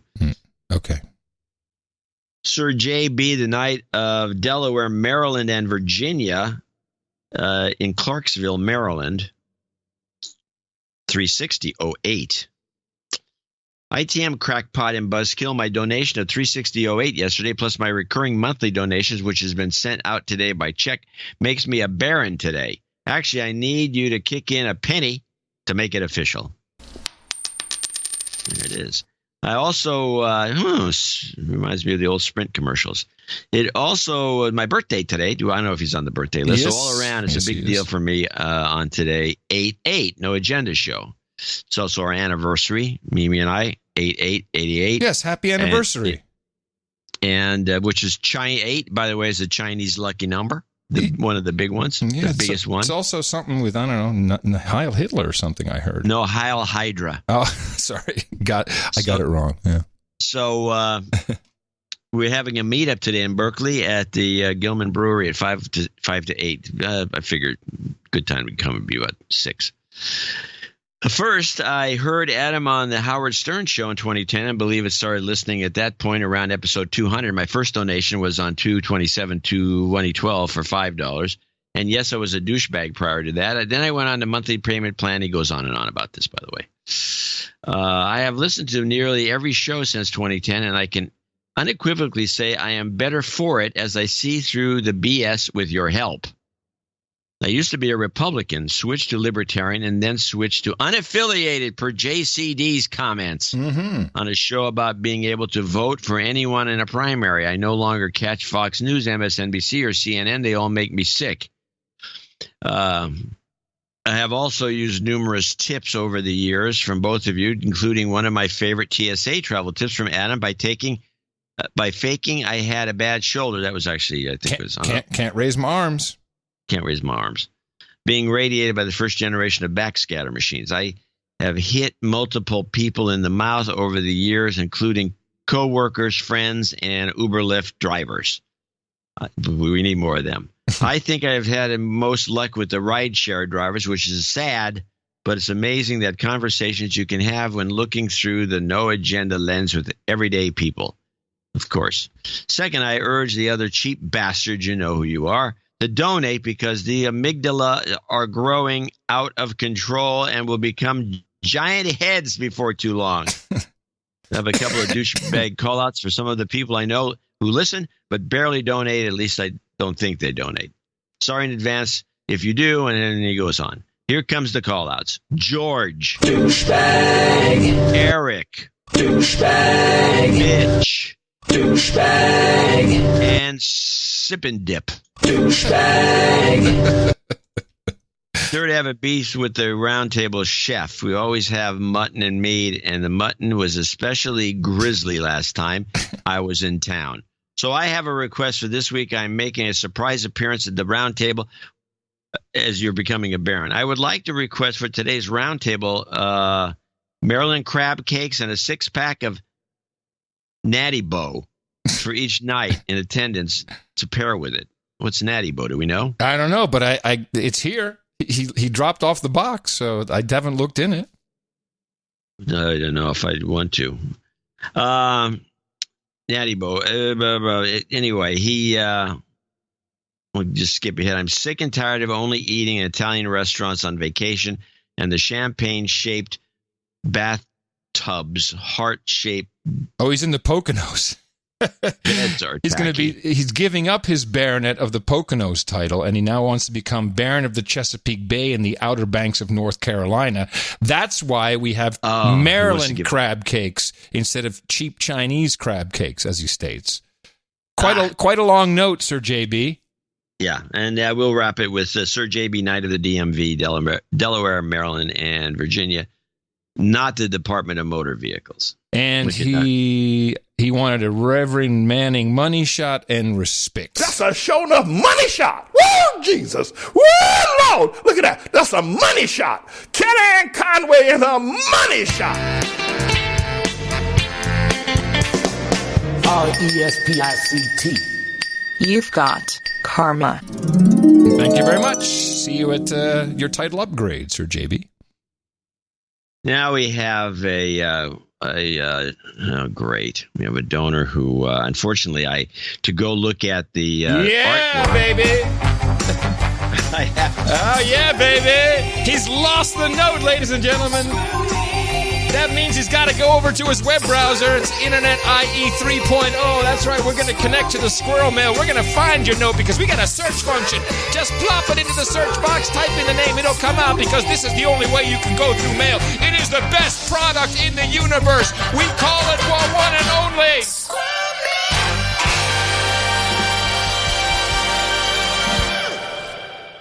Yeah, actually, I just logged in. That is a 32-second bed for your convenience, and you just now logged in. It's slow today. I don't know what's going on. I mean, it's like really painfully slow. He's been getting DNS attacks recently. Vesely. How do you spell that? Vesely. Rudolph. Rudolph. Here it is. Came right up. The magic of squirrel mail. Last time I gave my written note with a donation to Adam during a meeting in London 2 months ago. I was pleasantly surprised that Adam well pronounced my name. This time I'm sending the note to you since I want you to hear you butchering my last name. It's a feature of the show. Rudolph Vesely? I think that's right. Vesely. I don't know. Could be Vesely, but I think it's Vesely. Well, it could be Vesely. If he's in Russia, I would think it would be Vesely. Vesely. Vesely, what do you care? This time I sent it. I listened NA only from episode 1074, so I didn't catch if you ever described the origin of your surname. Is it Czech or Slovak? It's Czech. You should finally learn the correct pronunciation. Well, this is debatable. And with a name like Vesely, which indicates a Russian origin, the Russians pronounce Dvorak. And in much of Czechoslovakia is pronounced Dvorak, and the American pronunciation is Dvorak, period. And the progenitor of the name, the fame of the name for the American pronunciation is Anne Dvorak, the famous actress from the 30s. And that will be that. So anyway, onward. That no call, no nothing. He just want no jingles, no nothing. But he came in with $353.33. Thank you very much. Thank you very much, Rudolph. Now the next we talked about long notes. So we have Sir Morgan of ANSI C, who came in with. I see I had to click on these boxes. $303.03. Oh, that's interesting. We do have 3 of these because it's 3 and 3. Apologies in advance for writing War and Peace. Please feel free to paraphrase appropriately. Okay. This is actually kind of good. Regarding Hong Kong, we're on strike here today. She's in Hong Kong. So I have some time to write up a small explanation of the situation to the best of my ability from someone who is technically not a constitutional lawyer. Hong Kong was handed back to China. Okay, we have that. We know about most of this. Under the promise of 2 countries, 1 country, 2 systems, the agreement was codified in the basic law, which is often called our mini constitution. Okay, I got to skip ahead here. Only candidates that run for chief executive are approved by the CCP, and the final vote is actually done by an electoral college of parties. No, we don't need this. Well, I'm a little interested in what he says up front. Having been knighted on the back of a double credit donation promotion, I've felt ever since that I was in some way relegated to the kids' night table. I guess this was back episode 1000. We had the BOGO. Yeah, we had well, I don't know how he would feel that way. He's made up for it. Well, yeah, what he says is, even though he was knighted because it was with a promotion where a double credit, he feels like he was kind of at the kids' night's table, like a teenager at Thanksgiving. He says, I know the round table isn't so judgmental, but it's been eating away at me, so no longer can I withstand this dishonor. With this donation, I will move from squire to a true knight. I recommend other producers in my situation do the same. So there's been a number of people that made this complaint, and there's been a movement actually among some of the knights to hound these guys into actually totaling their. Oh yeah, man, you're not a real knight, man. Wow. Now, the No Agenda staff and management consider it to be full-on knight status, but we understand your grievance, comrade, and as a point of personal privilege, I have no problem. We're going to talk about the Hong Kong situation later in the show. Yes, I appreciate your note because I did take some of that as information for you in the show. Yeah, we got Catherine Sutton sent us some stuff. We have a lot of information. And I want to give Sir Morgan of ANCC a big karma. You've got karma. Dropping down to associate executive producer, we got a Chris Harabarik in Courtice, Ontario, Canada, 24329. With this donation of 333.33 Canadian. Oh, wait a minute. Okay, we have to bump him up. Yeah, he's bumped up to, this is the rule. When you have Scandinavian dollars, New Zealand dollars, or Australian dollars, also known as wampum, if you donate at the executive producer level, you get that even though it translates to, wow, 333.33 Scandinavian is only 243.29. Time to go shopping. Real dollars. Yeah, no kidding. All right, so he says, I give myself a sweet new show credit. In the process, I would like to be knighted Sir Acid of the Scandinavian Woods. A little Beatles reference there, I think. Yeah. And I do hope to find anime and ambrosia waiting for me at the round table. What is ambrosia? Ambrosia. Well, that's a good question. It's something. Okay. Hey, look it up. Thanks, bro. I'll look it up. Look it up. Yeah, I will. Look it up. Having worked my way eastward since my previous donation, this is my first donation of mine from my new house, but hopefully from the last. However, not all is well here at the manor, as my father's been in the hospital for over a week, making things worse in that regard. A lump around one of his lungs, which can't be biopsied until he gets better. Because of this, I'd like to request a fuck cancer in hopes that whatever it is inside him turns out to be benign. I would also like to request jobs karma as I see myself re-entering the market before year's end. Thank you once again for putting on the best podcast in the universe. And here's to the many more seasons of the two of you protecting our amygdalas. Chris Hara-Barak, formerly of Pickering, now of Courtice, Ontario. And he will be at the round table later on. Ambrosia, not only a heavy metal band from the 80s, but also an American variety of fruit salad. Oh, yeah. I would have expected you That's to know that. Fruit salad. Fruit the Canadians salad. still eat stuff like that. Yes. Okay, All here, hold on. I got to do his things here. Jobs, and jobs. Let's vote for jobs. You've got karma. Michael Ursini in Boston, Massachusetts, $200.01 donation on behalf of Robert Reichenberg to tip the karma scales toward recovery, which means I'm guessing a karma. Yeah, we got that right here.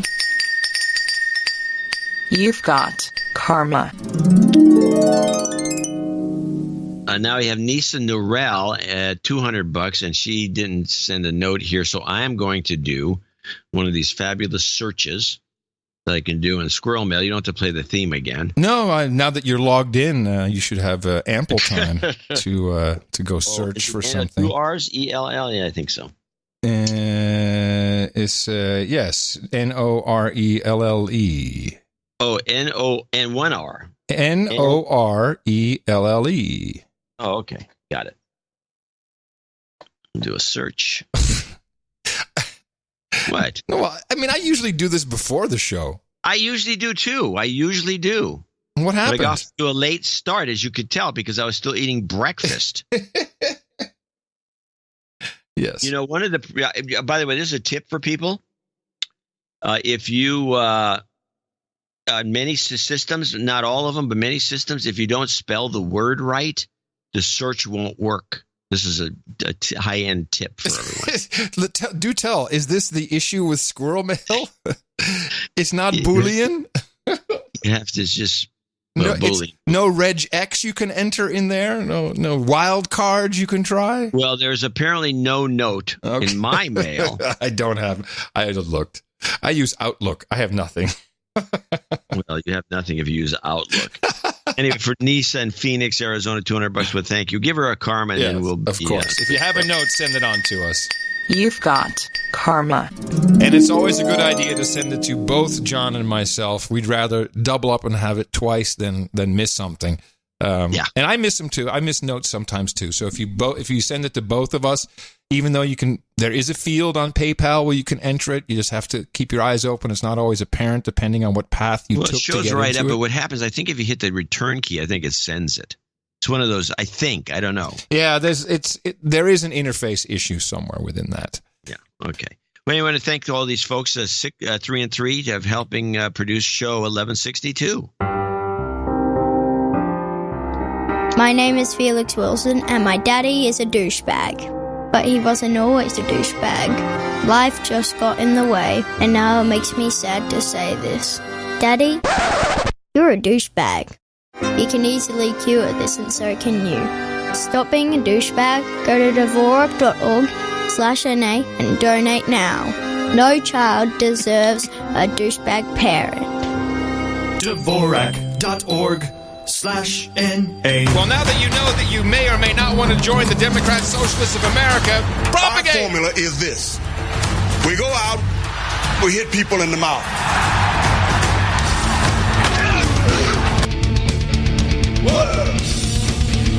Order. Thank you, comrade.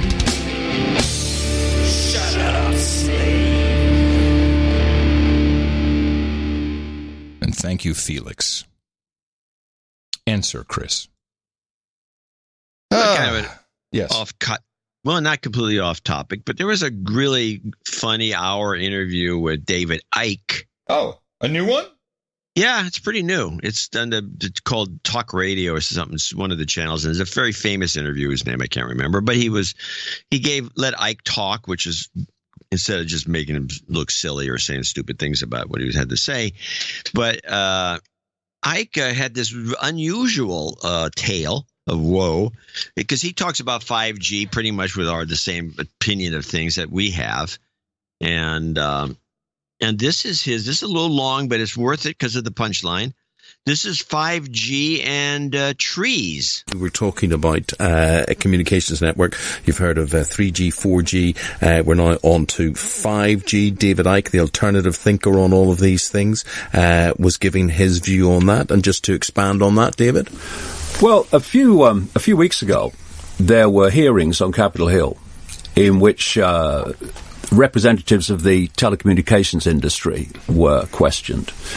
And there was a Senator Blumenthal, who asked them openly, how much money have you spent funding independent research into the effects of on the body, on health, on psychology of 5G? And they sat there and had to admit not a single cent. And this 5G is being rolled out so fast, and it's not the same. People think, and I understand it, that they think it's just a step on from 4G. It actually operates in another band of frequency called millimeter waves. And because millimeter waves do not travel very far, instead of having like big transmitters transmitting this stuff over a long distance, you're going to have, like they are having already as they introduce it in America, little boxes on the lamppost down the street pumping this stuff out. And the other thing is that this 5G doesn't travel well through solid objects, like urban trees, for instance, are the worst nightmare of 5G, which kind of interests me with this phenomenon that I'm picking up all around the place, not least in Sheffield, where thousands and thousands of urban mature trees are being cut down. It caused a big scandal in Sheffield, where and they thousands say were they're being cut down, don't they? Because they interfere with the foundations of houses. And you right? Interesting. Well, my brother is a bus mechanic. He goes out and he repairs buses on the side of the road. Yeah. So he's constantly travelling all the time, every day. And he said to me independently, there's these big old trees being cut down everywhere. So whether that's connected, I'm open to that. But the fact is, 5G would not like mature urban trees. Oh, that's an interesting take. I never heard this before.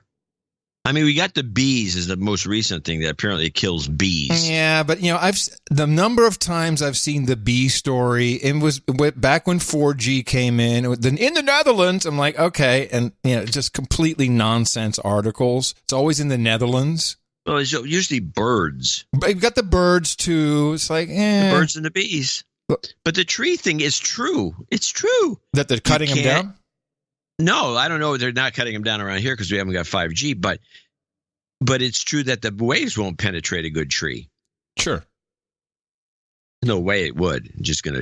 But somebody in the chat room, or not the chat room, but in the comments said, no, it's not about cutting the trees down for penetration because we can get the 5G signals through. It's just that it'll be noticeable because how the 5G's killing the trees. The trees will be killed. Well, a couple notes about that. In the United States, it appears that most telcos are not going on the millimeter wave. They're going in so there's like a longer wave segment, which is, I think it really is in the 5 gigahertz band, which is closely equal to what some Wi-Fi is at home. The higher frequencies, I think those will be deployed in the cities. That's where they make the most sense. They don't make a lot of sense for real urban areas.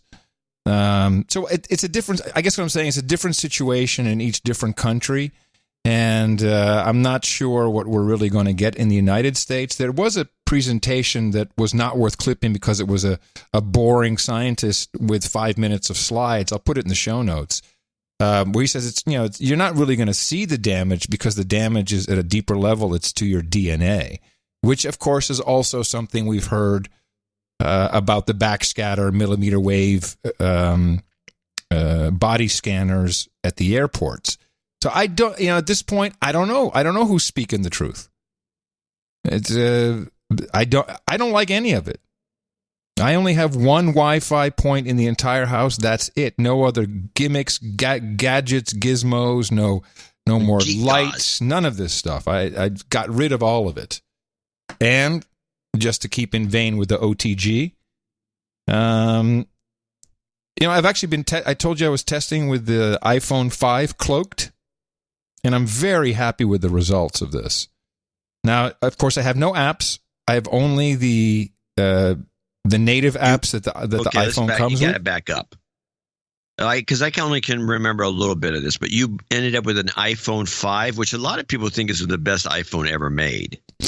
Well, some will say the 4, some will say the SE, but iPhone 4 only does 3G.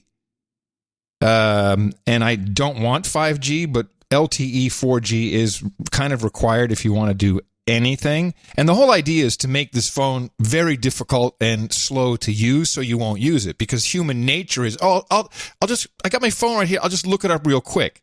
So you don't want that. But in an emergency, yes, you do want to be able to either use your phone as a hotspot, which the iPhone 5 will do, or you want to have some kind of bandwidth and processor speed that will allow you to use the built-in web browser. Now, none of this works unless you get what I call the Pi hole for the iPhone, which is the Security Pro app. And there's multiple ways to do it. This is the way I chose to do it. And you can set it up so it doesn't let anything through or anything out. So and you can watch it. You can see what it's blocking. You can see what the DNS requests are. And that's why I call it cloaked. And I'm very happy. It's not pinging anything. At least it's not getting out of the machine. There's no external apps to Apple that are on it. So I have email. I have text messaging. I have a phone.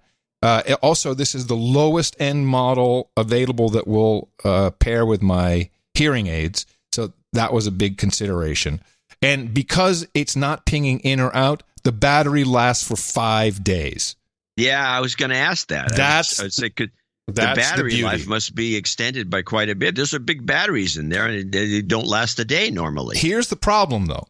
If you do use the phone for a web browser, it's doing double duty because it's also running this relatively heavy process of stopping. It's duplicating DNS. It's determining what needs to be blocked or not. So if you use it, it's going to deplete faster than you'd expect. So you're not going to use it. That's the whole point. Text messaging, and that's all I really use it for, is text messaging, maybe just to check an email from time to time. And 5 days. It's fantastic. I feel very safe, at least from Silicon Valley snooping, because we know that's the way that the government is now looking at you, especially with these red flag laws. They just buy it from the social media companies. They buy it from Google. They buy it from the data brokers. They don't need to go spying. You're giving it up willfully.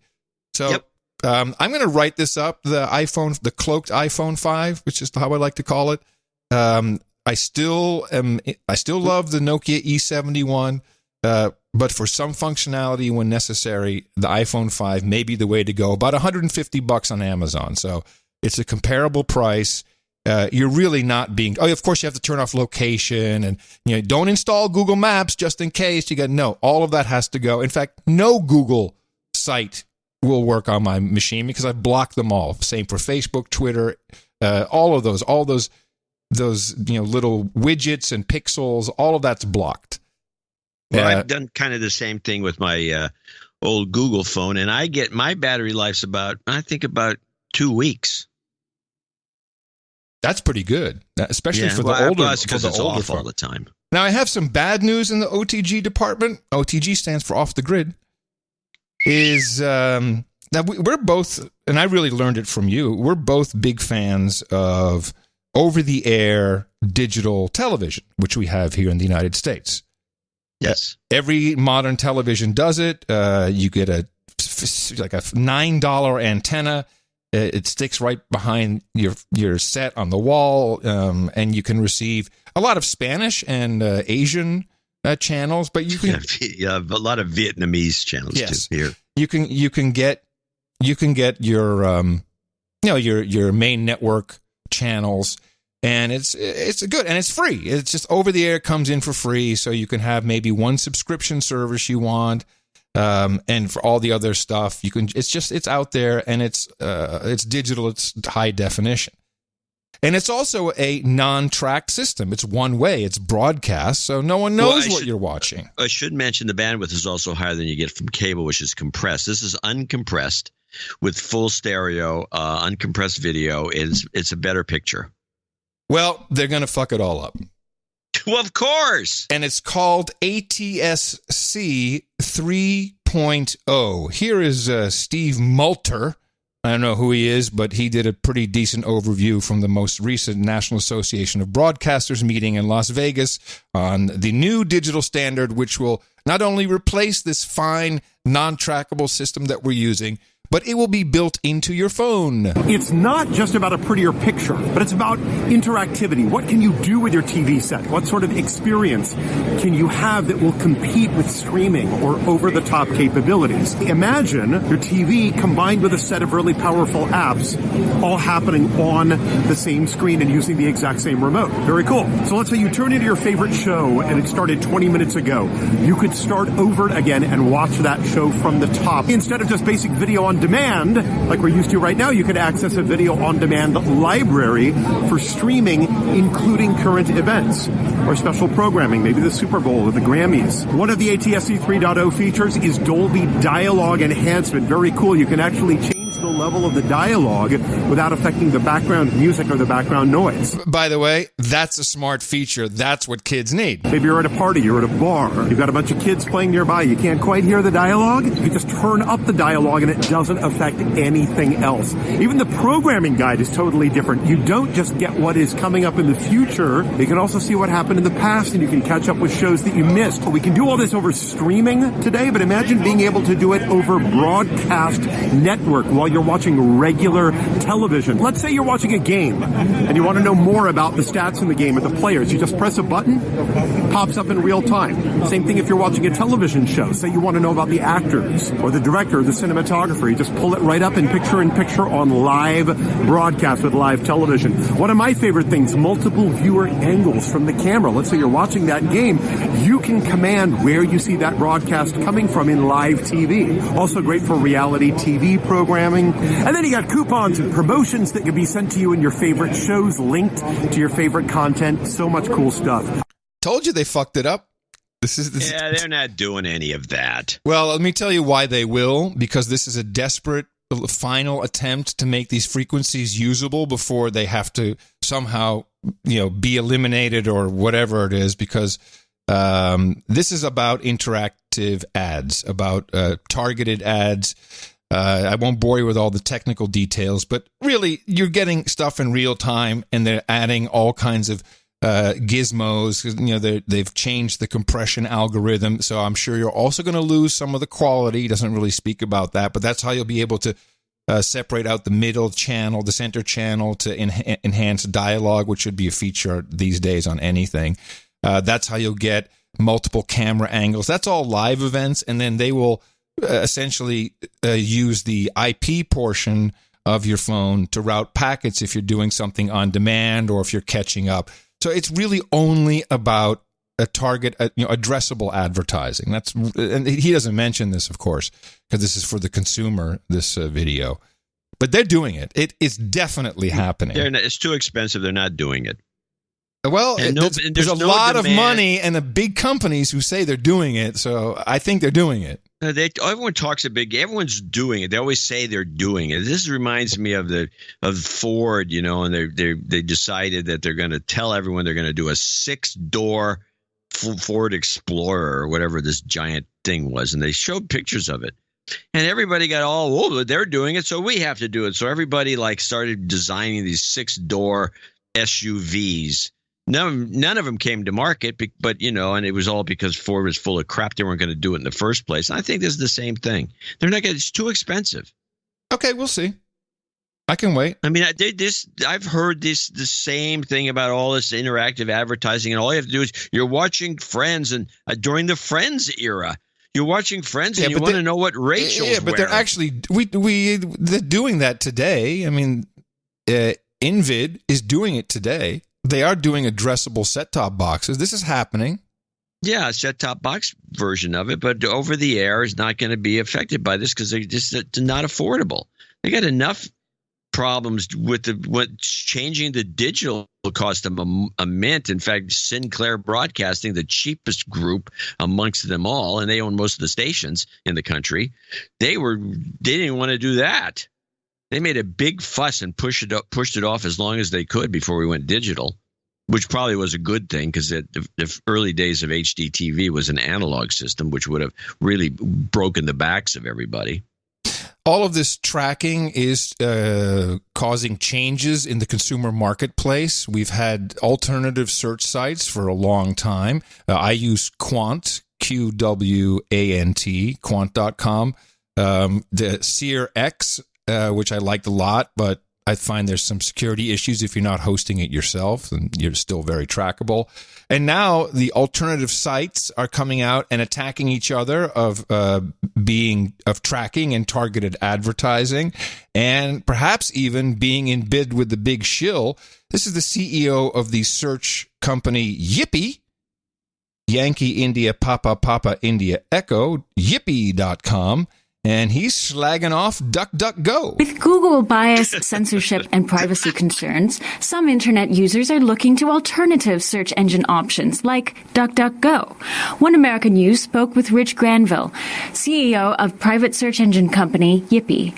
Granville says even search engines that claim to provide privacy are still sharing your data. Search is the most informative and the most influencing media there is in the world. Google controls just about 90% of all searches. DuckDuckGo talks about their privacy, right? They're saying that we're a private search engine.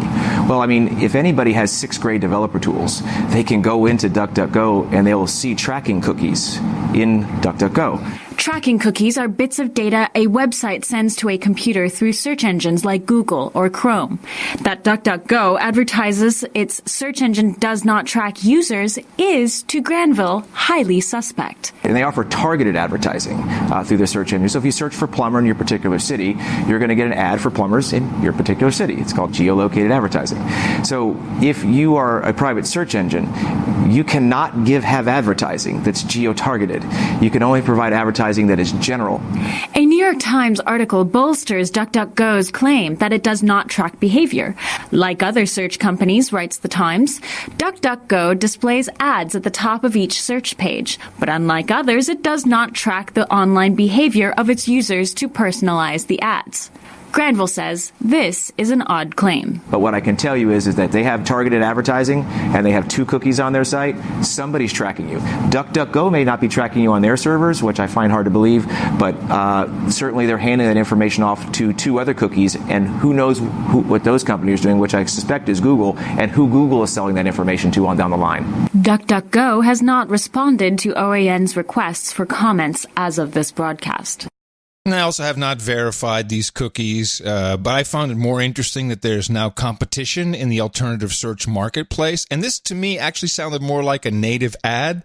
I felt it was more It was more advertorial than editorial or investigative, and it's on One America News. They must have to make their money somehow.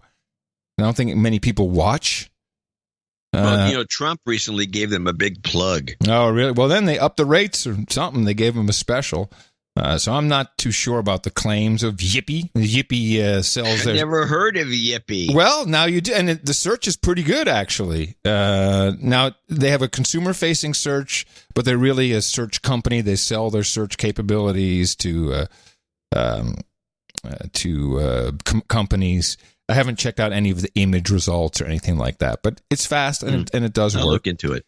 But on the native ad front, and I just wanted to share this last one, one of our producers sent me a note and said, hey, you could build an OTG phone really cheap, and then you could use it as a premium. Just look at the Wall Street Journal. They're selling a Wall Street Journal $70 smartphone.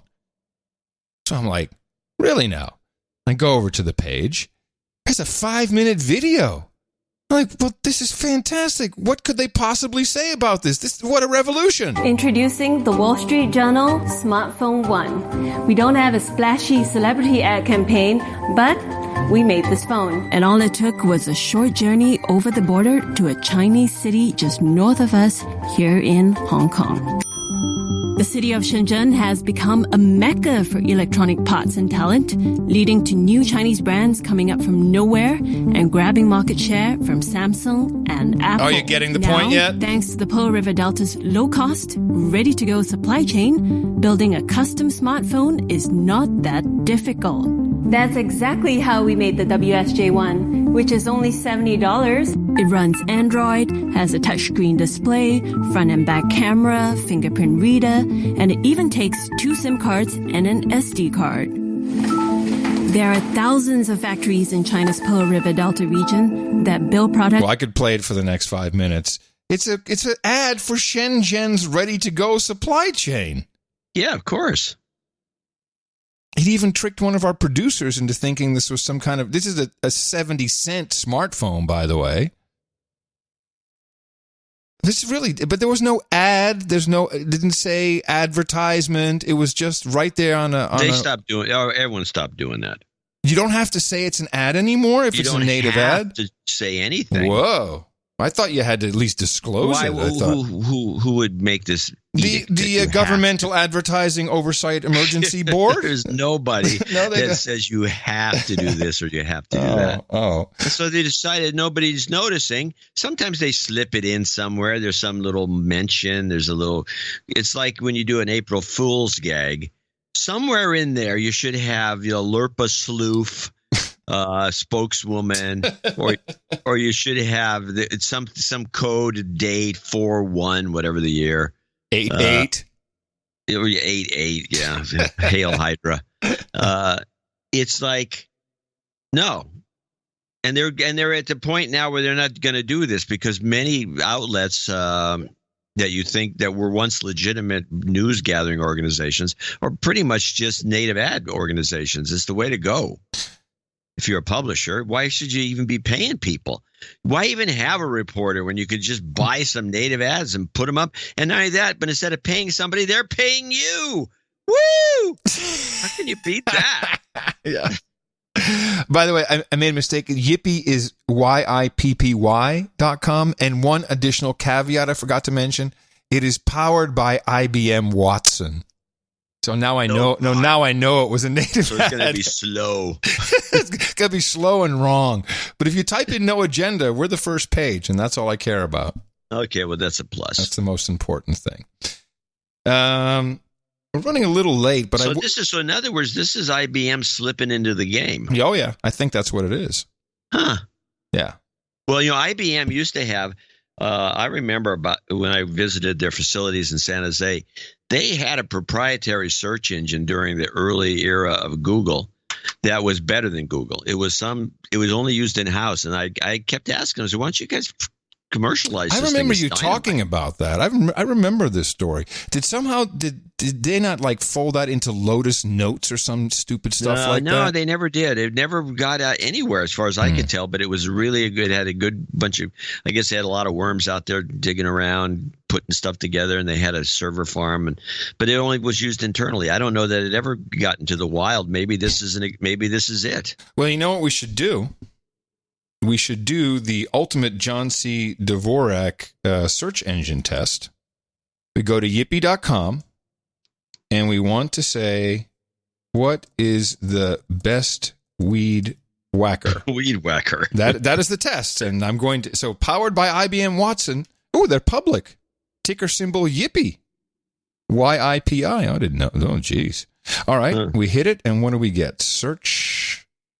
Okay. Let's see. The first link, best weed whackers of 2019, best string trimmers.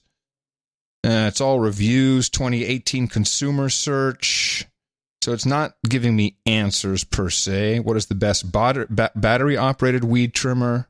You know what? There's not. It doesn't seem like there's any ads in here, which maybe that's good. Well, there's something going on. I'll look. And they have something called Cluster. They have Cluster on the. This is interesting. Anyway, we'll. Everyone should play with this for a while and report back. Yes, we have a lot of dudes named Ben that are really good at this stuff. So let's stay in China for 1 second, even though we're running a little behind. I think we should do Hong Kong. Yeah, I have a few Hong Kong clips, and first I want to just discuss Hong Kong for a second because we got a lot of. I looked at a lot. There is a lot of stuff out there. And it seems that there's two theories, and I'm subscribing to one of them. The two theories are one that the PRC is going to come in and kick ass, and the different guys discuss it. I have a clip that discusses it, or the People's Liberation Army, the PLA. And the other one is, and this one's the one that I'm subscribing to, which is that the Chinese have got a big event coming up on October 1st which is the 75th anniversary of the People's Republic. I think it's the 70th. Is it 70th or 75th? 75th, I think. And they can't, mess it up by clamping down on the Hong Kongers, at least until after that. But one thesis has it that they're just going to let it go, and they're going to maybe fire Lam and then pull back this other thing and then just abandon Hong Kong and just leave it to its own devices. And then kind of very slowly, because the Chinese think long term, like thousands of years, pull the banks and put them in Shanghai because they want to make Shanghai the world's banking center. Right now, Hong Kong, or one of the world banking centers to compete with London and other places, and Zurich, I guess. And they want Shanghai and New York and Shanghai. They want Shanghai to be the place. So they're going to start pulling the Bank of China and these other places and move them to Shanghai very slowly, however long it takes, and just kind of abandon Hong Kong and leave it until 2047 when they can just just open the borders and own the place. And I'm inclined to think that this may be it, because a lot of the bitching and moaning going on in China has less to do with the extradition bill than it does the cost of housing. Yeah, exactly. Then people can't pay the rents. Just before we get to your clips, I have a short one. This is from CCC TV, and it is about the accusations that the United States of America is behind, or at least an agent provocateur in these demonstrations in Hong Kong. And I have, let's see, this is, I don't know, this guy, I mean, I'm always wary when someone says I'm from an institute. So this is the Hudson Institute. Do you know what they stand for? They're obviously a talking point factory. I was just looking at a Hudson thing the other day. They're legit. Legit what? Well, that's the question. well, this guy does say something very interesting when the accusation is queried in his direction. Chinese pro-democracy demonstrators have taken to the streets in Hong Kong, and the Chinese media state-owned media, has said that it's all the fault of the Americans. Joining us now to make some sense of this is Dr. Michael Pillsbury, Senior Fellow of the Hudson Institute and former Reagan administration official. Thanks for joining us. So what do you think? It's all the Americans' fault? It's not all our fault, but we're partially involved. We have a large consulate there that's in charge with taking care of the Hong Kong Policy Act passed by Congress to ensure democracy in Hong Kong. We also have funded millions of dollars of programs through the National Endowment for Democracy to help democracy in Hong Kong. So in that sense, the Chinese accusation is not totally false. I like that, and it is the National Endowment for the Arts, and that's the one, man. That's the National Endowment for Democracy. A democracy. I'm sorry, it's a big funder of all kinds of shenanigans. And I've looked at this, and I've looked at this a number of times. And the way I see, I've looked at their grant system. I think we can get money from them. You and I, the No Agenda show. Oh, yeah, this doesn't sound like a good idea. I'm just saying. Because before you know it, you get a knock at the door, and it's like, I want to make sure you're talking the right way for this grant you've received. No, I veto. I'm going to look into it. Now, there's one other thing that, and maybe I don't know if I'm jumping ahead or not, but China has some real economic, financial issues. I was reading in the New York Times. There's approximately $200 billion of IOUs circling in the system, and they actually are a piece of paper with an IOU on it, and now that's become tradable by itself. So they're trading these IOUs at a lower price than face value based upon them thinking the company can pay that debt or not. We had a deflation of the currency, which is an interesting move. It's a move you at a certain point need to make if you have problems in the economy. And there's been such a huge overproduction. There's warehouses full of crap that we don't want to buy. There's ghost cities even. The Chinese middle class can't afford it right now. People are being laid off left and right. This may be an additional pressure tactic by us. And I just want to add one more thing. We laughed about Hillary Clinton's techno experts in the State Department. I'm pretty sure when it comes to bots and trolls, we're doing most of the work here in America. Of course, we're number one. Always foam finger number one. So next time someone talks to you about Russian bots, who are you kidding? This is state-sponsored bottery, and it's us. We're good. So what do you think about that part of it? Because China could really roll into a recession if they're not already in one, further into a depression. Well, they're really good at lying, jiggering the numbers. lying. Yeah. They're really good at lying. And they've done a pretty good job of supporting their economy with that technique. I think it's quite I because of the lack of news coverage, to not draw attention to this, especially with the American public and most of Europe. Yeah. That makes me suspicious that we've got our people behind this. You know, you guys don't want to really write about this right now. Why don't you just hold off? Do something else. And by the way, when we're ready, we've got a first-class ticket for you to go to Hong Kong and report on it. We'll get you over there. Don't worry about it. Have you heard about white supremacy? Yeah, why can't I take you over to white supremacy? And let's go to Shenzhen. Let's report on what's going on there, because that's a ready to wear pipeline, whatever it is, ready to go supply chain. Yeah, don't focus too much on all the other stuff. Now, here's the Hong Kong underlying problem clip.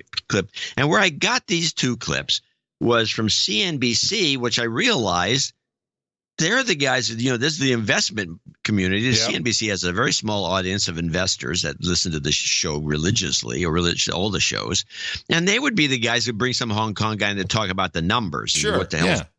So here we go. Here's Hong Kong underlying problems, which is what reiterates what we had on the last show. David, it's interesting what you're saying. I mean, drawing parallels to the dissatisfaction of these protesters with other movements we've seen around the world. I think of the Yellow Vest protests in Paris as well. It seems you're saying what started out as a movement against the extradition bill and frustration perhaps with Beijing's control over the city is really about dissatisfaction in general with the quality of living in Hong Kong. So if that's the case, how does the government respond to this? Because you're talking about Carrie Lam being in a bunker, but it's one thing if you have to solve dissatisfaction with the bill. It's a whole nother thing if you're talking about dissatisfaction with economic conditions. And with very deep roots. I mean, there are a lot innocently from outside Hong Kong who believe this is some sort of recent phenomenon. If you go back to 2003 and the demonstrations, very large demonstrations against the treason legislation, Article 23, and then go forward to 2014 and the Occupy movement, this is a discontent that has extremely deep roots. And the first source of anxiety or disappointment for me is that in spite of 15 years of clear evidence of what's going on, the administration clearly hasn't gone to the roots to understand the heart of the problem. This is a community that's suffered quite severe stagnation. Incomes have not risen. Household circumstances have not improved over a 30-year period.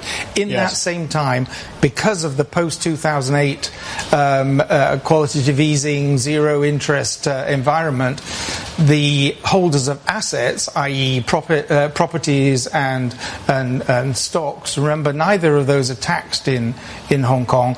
Owners of those assets have moved forward, including people like me who own a home. We've been immunized from this. But those that don't have a home and don't have assets have seen their income stagnate and all assets disappear over the horizon.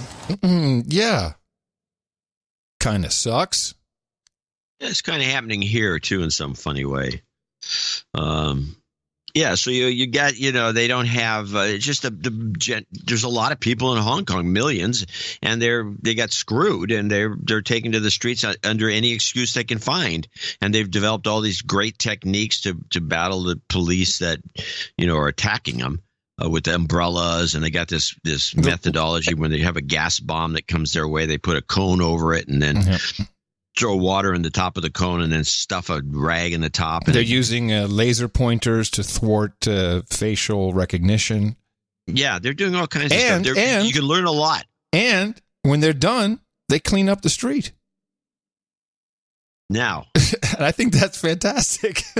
Now, here's the one this is a new idea. I never thought of this, but this another guy, there's a different guy, thinks that this might be going on. This is the other clip, the Hong Kong fake police clip. Message that if the anarchic situation here were to deteriorate, they would consider using police or military forces. According to my information, Xi Jinping has still not yet made up his mind whether to use the 6 million strong People's Liberation Army garrison in Hong Kong. He is now focusing on the October 1st celebration of the 70th birthday of the People's Republic of China. So before October 1st, it's highly unlikely that troops may be mobilized. However, there's a possibility that the law enforcement officials in Shenzhen and neighboring areas, they might be sent into Hong Kong. They will put on Hong Kong police uniform and join the Hong Kong police people in a joint effort to put down the unrest and restore law and order. This might have happened already, even though we don't have hard and fast evidence to this effect. Great idea. Yeah. You got China over there. You know what? This is finally a solution to the homeless problem in America. Put them in cop uniforms. Somehow it feels right. I don't know. It could work for us.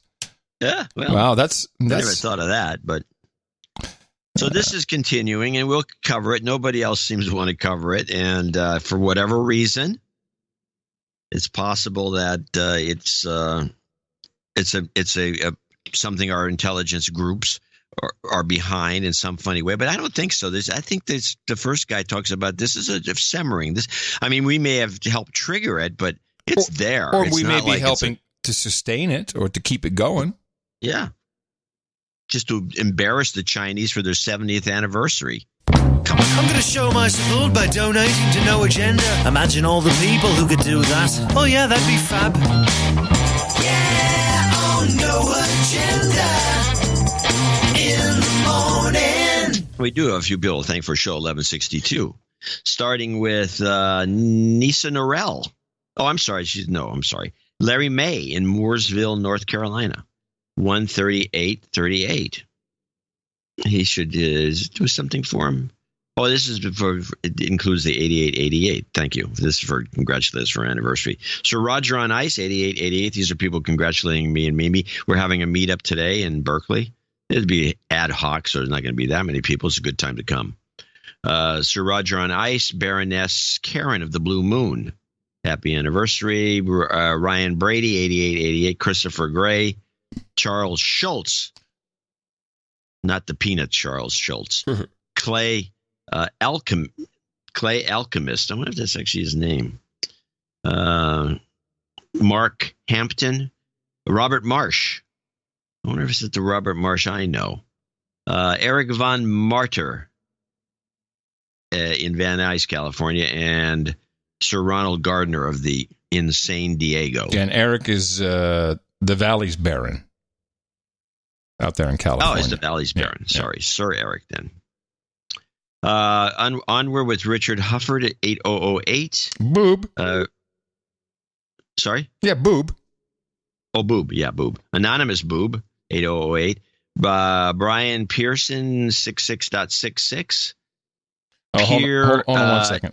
Anonymous in the Netherlands added, this donation is for Patrick Biglion because this year I effed up his birthday. Could you say sorry for me? Okay, done.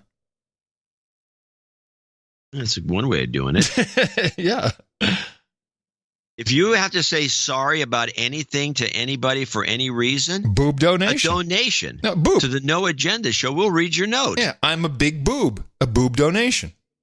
Yeah. I was a boob. Yeah. I think you stumbled onto a new source of income. Yeah, I'm not holding my breath. Brian Pierre, you might be surprised. Brian Pierre, I'm putting the gauntlet down. Brian Pearson, 66.66. Per Ingvarsson. From Sweden. He's in Sweden. Please never stop. Okay. Yeah, Elskadai. John Mikowski, 5510. Hey, guys. Thanks. Tim Lang in Mount Prospect, Illinois, 5510. Matthew Durney, 5432. Michael Gates, 5280. Eric Schmidt in Frankfurt, Deutschland. He says, Job karma works. Sir Milkman, 5150. See note, he had the Orange County meetup. Yes. They sent, is that the one who sent us? Yeah, somebody sent, I think it was the Orange County meetup, a Tennessee meetup, sent a sheet with a map of Tennessee and signatures all over it. Oh, nice. Yeah, and they sent two of them, one for you. Oh, did mine break? No, it's here. I got it. I'll send it to you. Okay. Maxine Waters Gravels back with 5005. Was overboard for one day vacationing in Port Roberts, Washington. Huh. Yeah, I know where it is. It's jokes there I will not go into. Matthew Grice, 50. The following people are $50 donor's name and location, but he does have a note. I'm not sure you read anything for 50, but all I've got available right now, I'm afraid. If you send any more, my kid will be eating stale bread. Oh, no. And drinking out of the toilet for a month. So if you can see your way clear to a de-douching and a health karma, we'll put you the health karma at the end of the de-douching now. You've been de-douched. Jonathan Meyer in Xenia, Ohio. These are $50 donors. Heather Rodriguez in Stockton, California. Edward Mazurek in Memphis, Tennessee. Larry Hay in Mooresville, North Carolina. I think it's Sir Larry. Tony Smith in Fort Worth, Texas. Ryan Gilo, parts unknown. Sir Jim, Knight of the Tug Hill Plateau. And he has got a happy birthday. We got the call out there for you. We also have the call out for Matthew. That concludes. It's a very short list today, unfortunately. The Thursdays have not been up to par. I want to thank these folks for helping us out on show 1162. Well, it's also very nice that some people did think of the anniversary celebrations. Can I ask how many years you have been together and married now? Well, since it was 8888, the Chinese lucky number, worth millions of dollars as a license plate. You can figure it out, 31. And they never had a fight. never had a fight. No agenda meetups.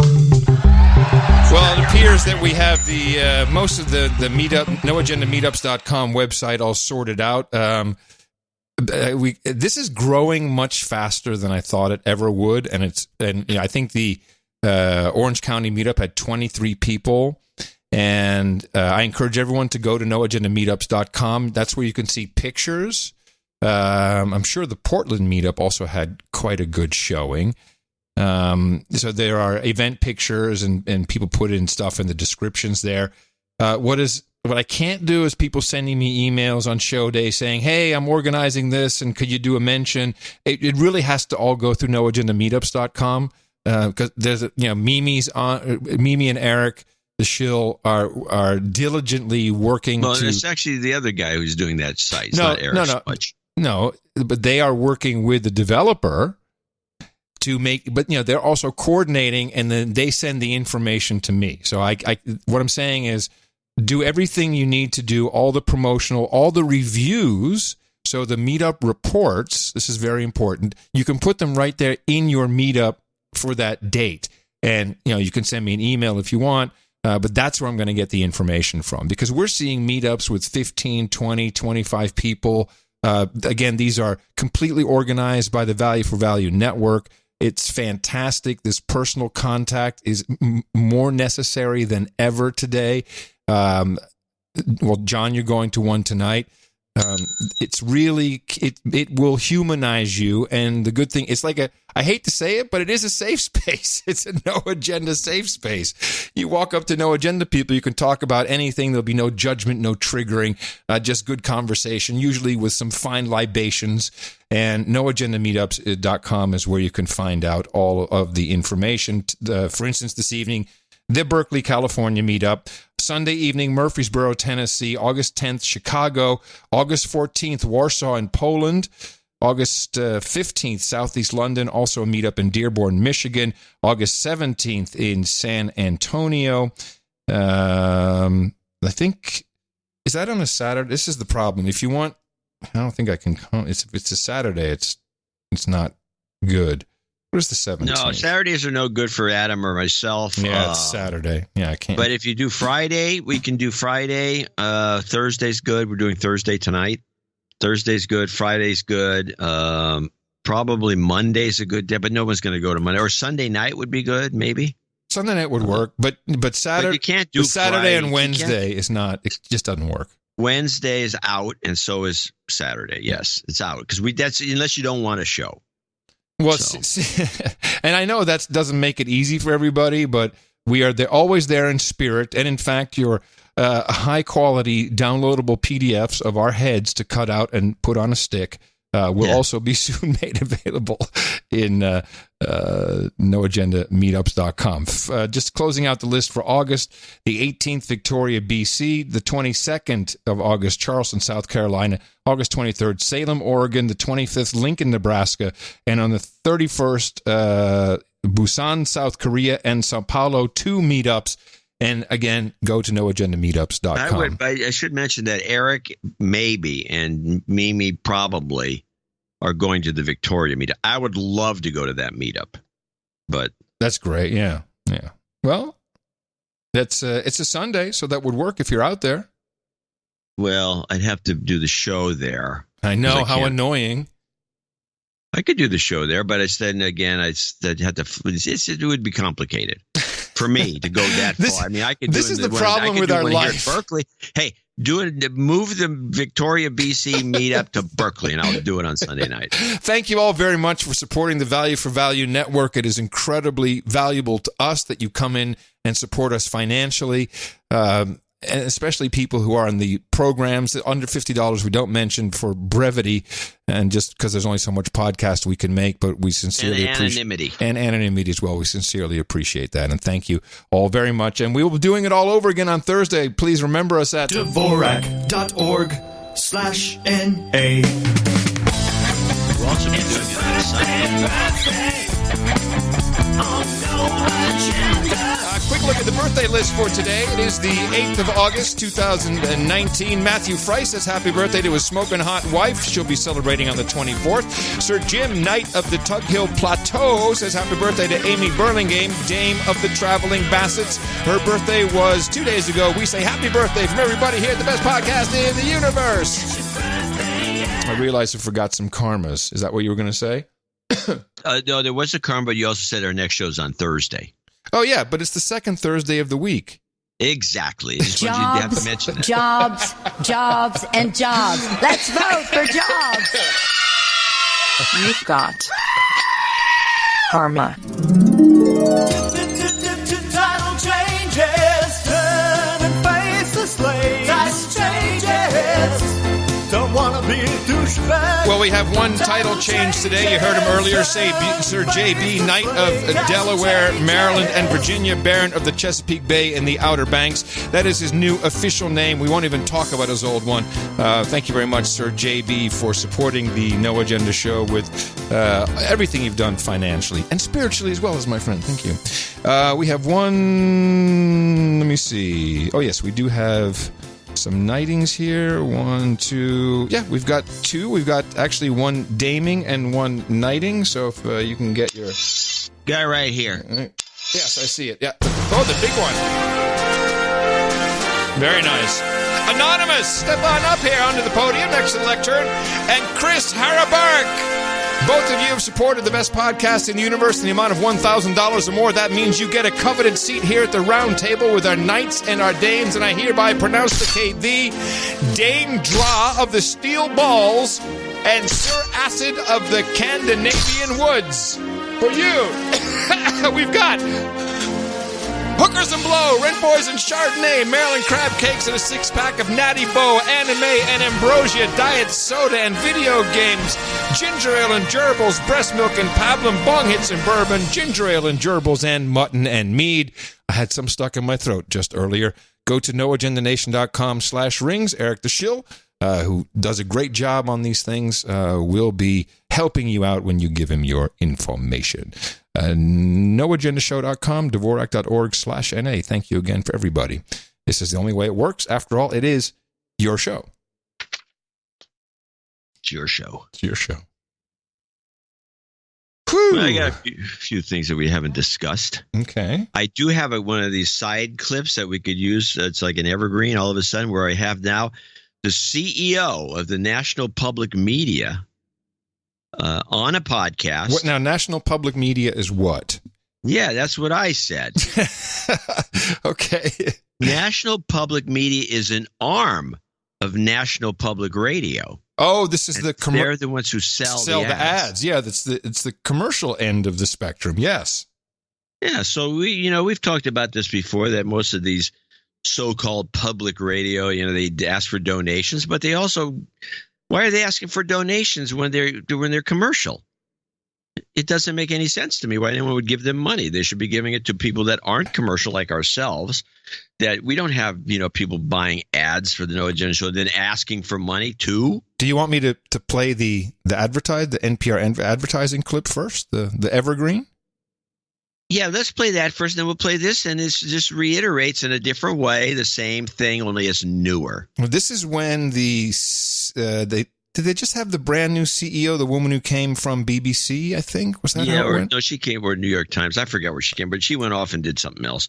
But this is yeah, she was talking about revenue being down and what the problems were. Rich Rodriguez recently. Oh, shit. What? Oh, it's the wrong clip. After all that whole damn setup, are you kidding me? You did this has happened to you a number of times. You're cursed.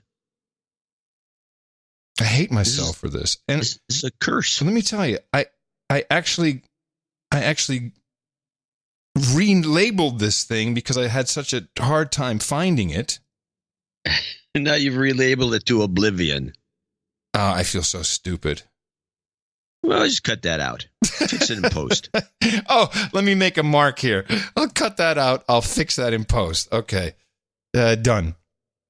So let's just pretend you heard that very funny... That's fantastic. Wow. Intro. I can't believe she said, call it advertising, whatever you want to call it. Man. You have it? No, I'm going to put it in. I'm going to put it in post. I told you. And by the way, this is a classic example of what I do all the time, which is I put it someplace where I know I won't lose it. How come you moved it from the kitchen table? It's been on the kitchen table for 3 months. I moved it to some place where I knew I wouldn't lose it.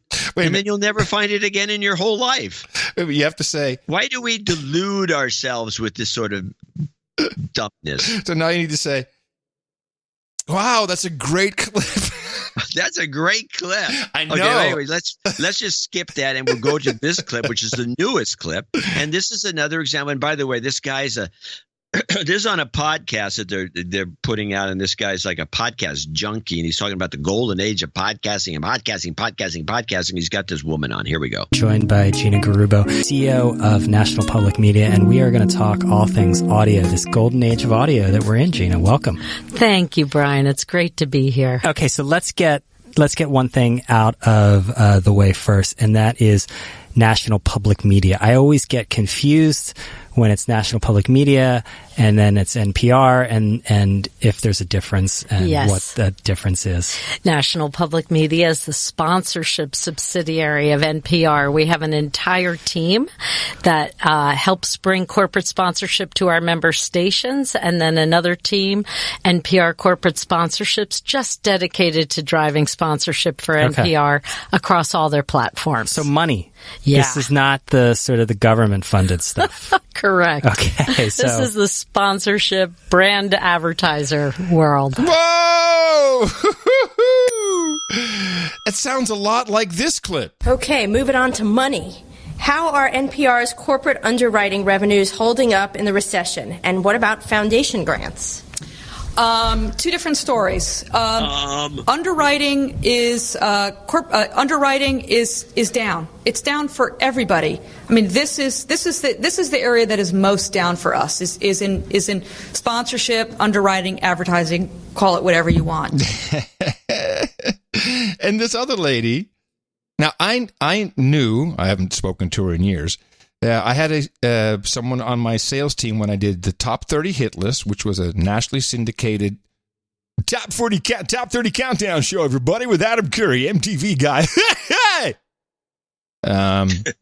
Pepsi was the main sponsor, if I recall, and I think Reebok at one point. But we had salespeople, and they would sell for multiple. They sold for Rush Limbaugh. They sold for my show.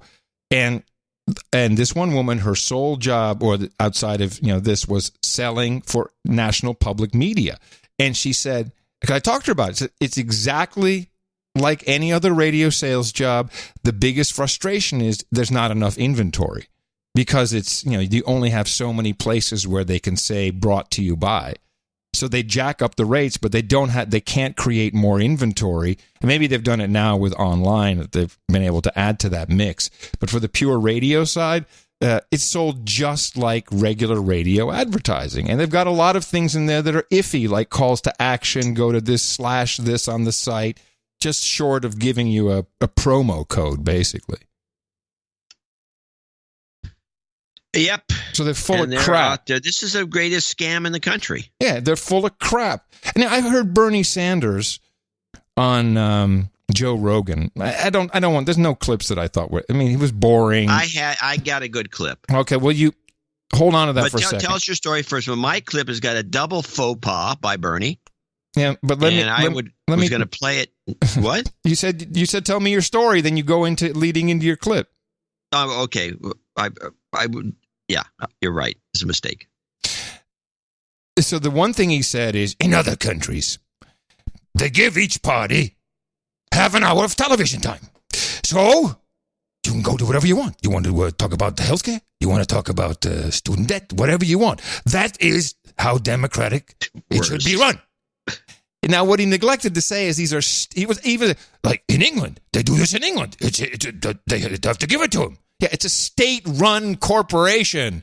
The same in Europe, the state-run television stations, der Staat, those are the ones who are letting you do that.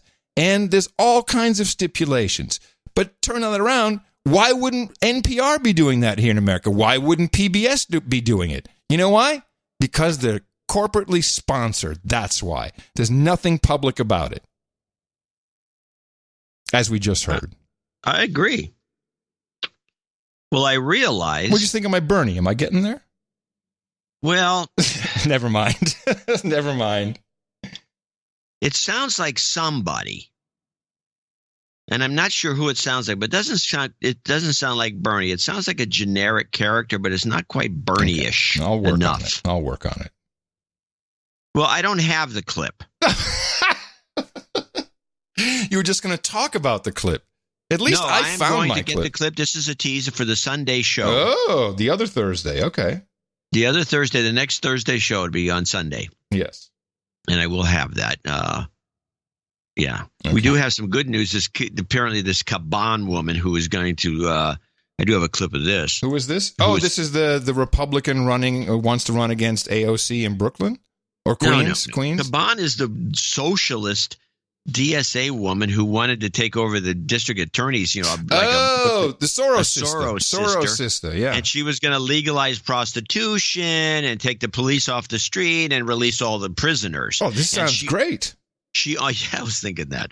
And she almost won, and they announced that she won on Democracy Now! We played that clip before, but it turns out she lost. So let's listen. In New York City, Tiffany Caban conceded Tuesday to Melinda Katz in the race to become the Democratic nominee for the Queens District Attorney. Caban appeared to narrowly win the race election night, but a paper count saw her lose her lead by a razor-thin margin. In the final tally, she lost to Queens Borough President Melinda Katz by just 55 votes after a judge refused to reinstate the discarded ballots Caban's campaign was fighting for. Caban, a public defender and Democratic socialist, ran on a progressive platform of ending cash bail, decriminalizing sex work, and going after bad landlords, police officers, and immigration authorities. She vowed to keep fighting to reform the criminal justice system, tweeting, quote, "We showed that you can run on a boldly decarceral platform. You don't have to compromise your values or give in to fear-mongering. You don't have to play by the old rules," she said. Yeah. How'd that work out? Well, she barely lost by 50 votes. Oh, how many votes were there? About 90, I think. She just barely lost. I mean, it's a miracle. Right. I think they rigged the vote because they couldn't take a chance on this. If she got in, it would have maybe great for the show, but it would have been unbelievable what would happen. But she didn't. So I have a question, just a random question. How come there's never a mass shooting at a Cartier party in the Hamptons? It seems like that would be the place to make an impact. Don't go shooting poor people in Walmart. Well, they have you do have a lot of polo match. The polo match, yeah. You have a lot of hired help at these events in the Hamptons. Yeah, exactly. And so it'd be very easy for the hired help to be one of them, be a radical with a machine gun. Okay, we should probably stop. John, Trump's red law Gestapo are going to come and get us if we talk like this. I'm worried. Something else. If these guys are so good at doing all this and that, red laws and all, and they can track us, and we're already under incredible surveillance for surveillance state, how come we don't stop any of these things? Because it doesn't really work.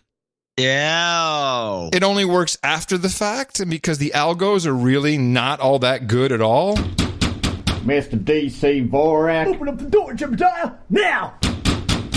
Mr. Adam Curry. Open up the door, Mr. Curry, now! Oh, the algos don't work, but they can predict global warming. Yes. Just saying. Hey, there's a big, I'm in the indoor cycling community known as spinning. As you know, I go to. We have a clip. I have a clip, yeah. Well, I have the old clip, the old spinning clip. Why don't you play it? The old spinning clip? There's an old spinning clip. Look up spinning. You'll find it. Okay. Spinning. Spinning. Oh. Well, there's a couple of them, actually. Well, let me see. What was this one? The jury is out. Thank you. Love the docket. Love the docket. That's the other one. The other one, this one. What is happening? It's amazing. You can convince anyone of any. No. Huh. Well, I had an old spinning clip. We played it a couple of times on the show. It describes spinning. I think that's what it was. It's a comedic routine. Yeah. Yeah. I'm not going to play that. You're trying to embarrass my sport. I won't stand for this. Yes, this is a sport. Competitive? Does anyone win, or do you just sit around and tell a secret? We hold hands and we tell each other a secret. Exactly. And remember to put your arms up and bring it all down to heart center. Have a great day, everybody. So there's a controversy in the spinning world. Now, I spin locally at Ride, which is a local Austin born and bred small spinning corporation. I would never go to the overlords of SoulCycle, those phonies over there with their candles in the spin class. But especially this weekend where it's Pride in Austin, can you believe SoulCycles are empty? Also tonight, backlash is growing against Equinox and SoulCycle after it was revealed their billionaire owner is set to hold a fundraiser for the president. As our Stephanie Gosk reports, it has some celebrities calling for a boycott and customers canceling memberships. High-end fitness brand Equinox Gyms got their members' heart rates racing in an entirely different way today. Criticism and threats to boycott the gym and its spinning studio, SoulCycle, came flooding in after word broke that the corporation's owner, billionaire Stephen Ross, is holding a lavish fundraiser for President Trump later this week. Talk show host Andy Cohen raged outside a gym. So Equinox and SoulCycle are giving our money to the Trump campaign. But later added he was keeping his membership. It's everybody's right to give money to whatever candidate they want. Equinox says neither Equinox nor SoulCycle have anything to do with the event and do not support it. In a statement, Ross writes, "I have always been an active participant in the democratic process. I've known Donald Trump for 40 years, and while we agree on some issues, we strongly disagree on many others." It's the latest example of people using their wallets as political hammers. Some recently boycotted Nike for removing a line of shoes with the Betsy Ross flag. And multiple students... Blah, blah, blah. But I will be monitoring the situation here in Austin, for it is my belief that SoulCycle will have to close because of this. Could be, and I'm going to tell you something interesting. That's a nice lead-in. I'm ready. Woo! So Julian Castro outed a bunch of people in Texas, or his brother. Yeah, somebody did. His brother, the one with the beard. Joaquim is the brother. Well, he's got blonde hair. He's changed his hair color. He's got to tattoo his face like Tyson. And I think he's going to eventually go trans. Personally, that's what I think. Now, and then his brother will follow later, and people will be confused again. Wachowskis, I think, did this. Now, once he outed these people, and this is going to happen with the SoulCycles too. The media, which is stupid, is going to have to realize that you can't do this, because that means it's going to slow down on donations. People aren't going to want to donate because they don't want to be outed, because it's very easy to do because all the donations are listed on this website. If you want to out somebody, say, our local barber is donated the max to Trump and he's a lousy guy and he won't donate again. And it's going to be not just for Trump's campaign. No, but people are going to stop donating to any campaign. And who's going to be hurt? Who is hurt when the donations slow down? Jared Kushner. The people that are going to be hurt are the media. The media won't get their money. And so you can't let this even be part of the news cycle. You've got to put a lid on it. You're going to have to condemn Castro. Good point. You're going to have to condemn Castro, get him. He won't even be on the debates after the next one, but for pulling this stunt and then doubling down on it. Anybody in the media that, in other words, the guys who have a clue, the higher end in the media, what are we letting this guy get away with this for? Because that money is our money. Now, mind you, it was his brother who's not running who did it. It's our money. I don't care whose brother it was. That guy's done. He's out. I think you make a very good point, and we'll see how that goes. The reason Castro's done, he's toast. The reason I said Jared Kushner is for something else I learned about recently? You know how the Democratic National Committee pretty much use this. I think is it Share Blue? Yeah, Share Blue. So all the donations all run through one company, and they do the giant, and they have a website. Yes, and they do the payment processing, and I'm pretty sure they also write the chip-in emails, since it's all coming from the same place. Too. Chip in. Donald Trump had a coup and created WinRed. And WinRed was set up by Kushner. He brought in, I think, the guy from Stripe. Yeah, I think it was Stripe to run it. That's a credit card processor. And Trump has now finagled this WinRed into being the central place for all Republican Party donations to all run through WinRed.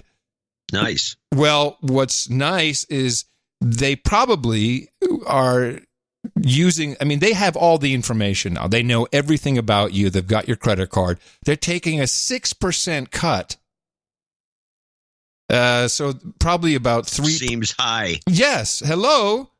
I think it's a ripoff. Sounds like it. And I don't think it's very cool. And no one's reporting on it, of course. So I'll look into more. Well, it's probably comparable to what the Big Blue or whatever that operation Share Blue. Cutting. Well, I bet you it's similar because I don't think they would overdo it. They don't want to be, because then if you compare one, it might be a setup, so you have to compare the other. Because I have, I'm in the Share Blue system, so I always donate to both sides, although I don't vote for either side, as unaffiliated as I am. But I like to get all the emails. And really, this WinRed outfit, I noticed the difference because all of a sudden I was getting text messages from them with links, and it's several a week, and it's like, the president wants you at dinner, and we got a match. Cool. We got a match. I mean, it's consistently fundraising with and all you have to do is say yes, and they automatically deduct from your card on file, which they don't have anymore because I haven't donated anyone this year. And that credit card expired. But the Trump organization, especially this Weasley Kushner, I think they're making some money on this. Could be. And the Stripe guide seems kind of untrustworthy. But I more reporting on that on Sunday. I've got to dive a little bit deeper. But I've been meaning to mention something about it. It's kind of douchebaggy. Well, the point is I was making was different, which is I know, and I think that's a good point. Done. There's no doubt about it. I think that's a very valid point. Well, maybe they threw this. Let's focus on this. Let's boycott SoulCycle. I think they're public, aren't they? Public? I have no idea. That whole part of society is unknown to me. Yeah. I got one more thing, unless you have something else.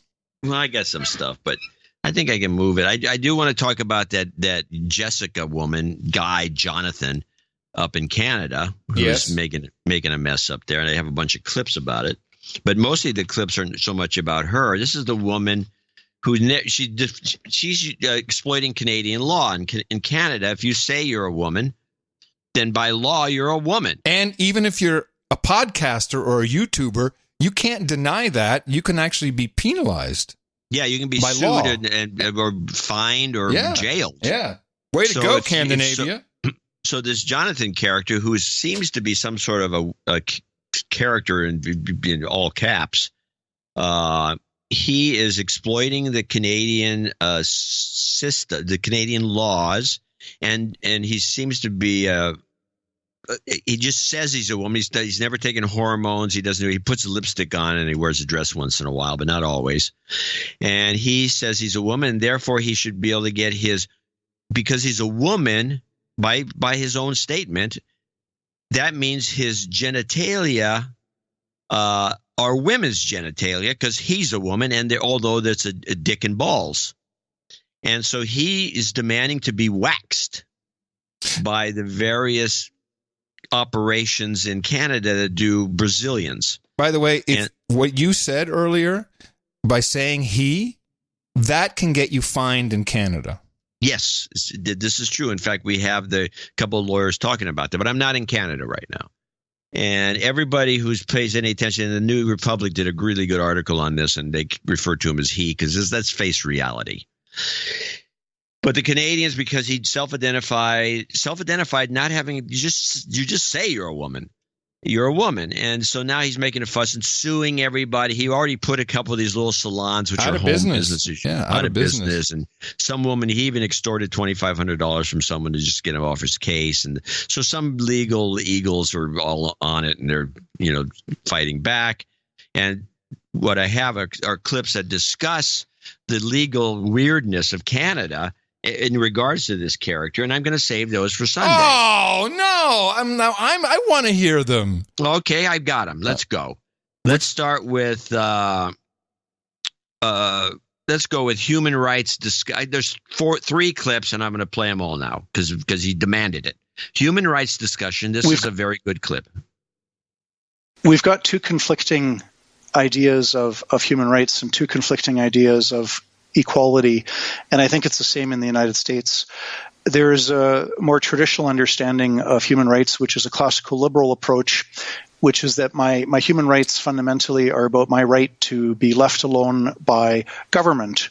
So I can practice my religion, I can say what I want to say, I can associate with whom I want to associate, I can own and enjoy the fruits of my labor by way of private property rights. So my human rights don't really conflict with other people's human rights. It's simply a right to be left alone by government.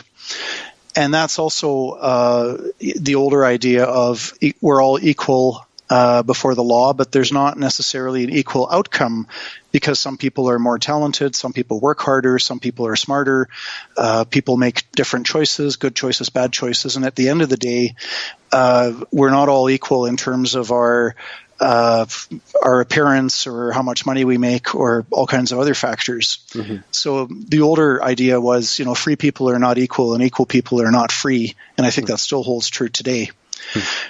But now the new notion of human rights is it's kind of a change to human ambitions, human demands, human entitlements.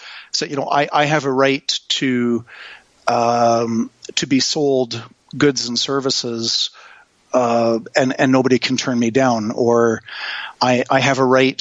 It's become an imposition on other people. Yeah. It's one thing, for example, you take the example gender identity, gender expression. Under the old idea of human rights, the classical liberal idea, every person has the freedom to dress up however they want. So if a man wants to call himself a woman, dress up as a woman, okay, that's your human right to dress up as you please. But the new human rights extends to, other people have to agree with your self-conception and have to affirm your own beliefs that you really are a woman, and other people have to treat you like a woman. And that's a big leap away from the traditional understanding of human rights. And are they teaching this in K1 through 12? Oh, yeah, absolutely. In fact, you exhibited a quality when you called me out for calling this guy a him, a he, when he says he's a girl. I'm required by law in Canada, you mentioned this yourself, I have to call him a she, so it's an imposition on me. Let's play this clip. This is the next clip, which is the hierarchy of rights. But what's happened in recent decades is you've got more and more conflicts between sexual orientation and religion. Like in the United States, you've got the cake decorator, cake baker, saying, look, I'll gladly serve gay and lesbian clients, but I'm not going to participate in a same-sex wedding and make the cake because that's contrary to my religious conviction. And U.S. Supreme Court ruled in favor of the baker in that case. In Canada, the courts would far more likely rule in favor of the customer that was denied the cake. Mm-hmm. But that is a real conflict there between somebody wanting, I think, legitimately to practice their religion and live out their faith versus, some of the demands. And so there's always lots of clashes between the LGBTQ and the religious freedom are continually in conflict. And 9 times out of 10, if not 19 times out of 20, the courts rule on the LGBTQ side, even though they continue to insist, there's no hierarchy of rights, there's no hierarchy of rights. Well, the court rulings themselves prove otherwise. There is a hierarchy of rights. There's no real conflict. And then the last one is just what does he think is going to happen? And this is a very short clip. These cases receive a lot of publicity, whether the Justice Center is involved or not. Our arguments in the Yaniv case is that the Canadian Charter of Rights and Freedoms, which is the supreme law of the land, which is supreme over any law passed by any province or by the National Parliament, Canadian Charter of Rights and Freedoms guarantees a right to liberty and a right to security of the person.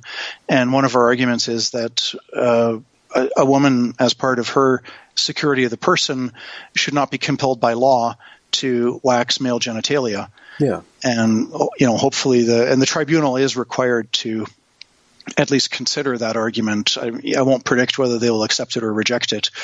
Wow. This is what you get when you have a weak governmental system, I guess. Well, this is what you get when you listen to maniacs, the social justice warrior types, or these Democrats, or these Democrat socialists, or any of these people that have gone out of their way to corrupt the system in such a way that common sense doesn't even come into play. These women in Canada, these waxologists, as some of them are called, they may be required to grab this guy's balls and then fondle them and pull off, put some stuff on there and then wax the guy. By law, they're required to do this. This is a perversion, and the Canadian law is actually encouraging it. It's a perverted country.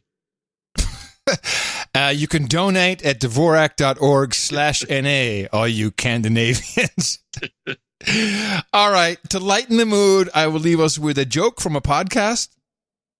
It's only 1 minute, but I thought it was a pretty funny joke, and it's about Los Angeles and San Francisco. This is from the Bill Burr podcast. He does a podcast on Mondays. He's usually too depressing for me to listen to, but I appreciate that he's doing it, and he has guests on, and this is comedian Steve Sweeney. Let me tell you something. You want to look at a portrait of life, right? Uh-huh. Okay, so right now, here's my take on Los Angeles, because I've been here a few times now this year with this movie, but I lived here. By the way, it's called Sweeney Killing Sweeney. It's on iTunes, and it's on Amazon. Okay. So right now, here's my take on Los Angeles. The camping, it's amazing. This is the greatest place to camp out in the world, because I see everybody's camping out wherever you go. Every sidewalk, there's somebody sleeping. Right. You know what I'm saying? It's a great city to be homeless, as far as like the weather. Well, everybody's camping out. It's nice. They like the outdoors. And then in San Francisco, I'm at the Improv tonight, so I'm trying out some little material on you. San Francisco, I went there. And, I went to see all the Golden Gate Bridge and all the sites, Telegraph Avenue. But then I said, when in Rome, right? Do as the, people that live there do. So I took a shit on the sidewalk, and I got to tell you, it was very liberating. I thought that was a good joke. It was a great build-up. Yeah. It was cute. Yeah. All right, everybody. Whoa! The affiliates will be surprised. We are. Yeah, went way over. We did go way over. Well, you got your money's worth today. What was it worth to you? That's what we call value. We'd like to receive value from you.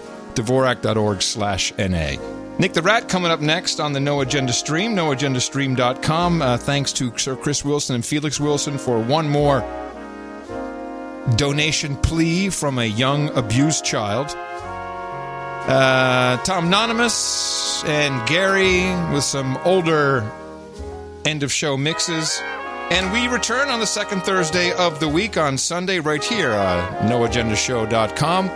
Until then, coming in you from the frontier of Austin, Texas, FEMA Region Number 6 on the governmental maps. In the morning, everybody, I'm Adam Curry. And from northern Silicon Valley, I never saw the Zephyr today. I must have, I don't know.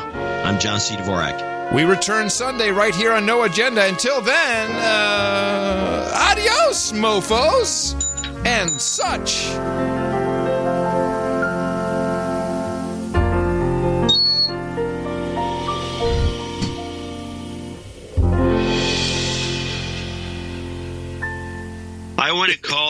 brother Joe as a douchebag. Sorry, Joe. Daddy, why do they call people douchebag? It's for someone who's been listening to the show for a while but never donated, or someone who hasn't donated in a long time. Daddy, when did you last donate to the show? It wasn't that long ago. I had my beard de-douched. Don't you remember? That was a very long time ago. Daddy? Yes, Felix? Are you a douchebag? My name is Felix Wilson, and my daddy is a douchebag. But he wasn't always a douchebag. Life just got in the way, and now it makes me sad to say this. Daddy, you're a douchebag. You can easily cure this, and so can you. Stop being a douchebag. Go to Dvorak.org/NA and donate now. No child deserves a douchebag parent. Yeah, I'm OTG. You can't find me. Yes, I'm OTG. You can't find me. Yeah, I'm OTG. No eyes on me.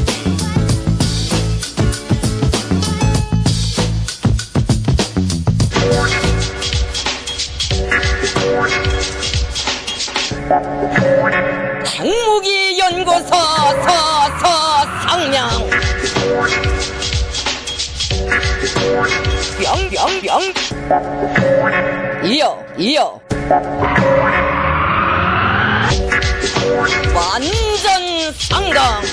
완전 상강 이어 병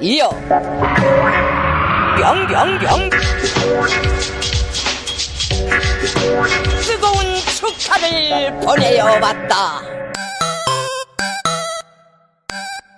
The best podcast in the universe. Adios, mofo. Dvorak.org/NA. And thank you, comrade.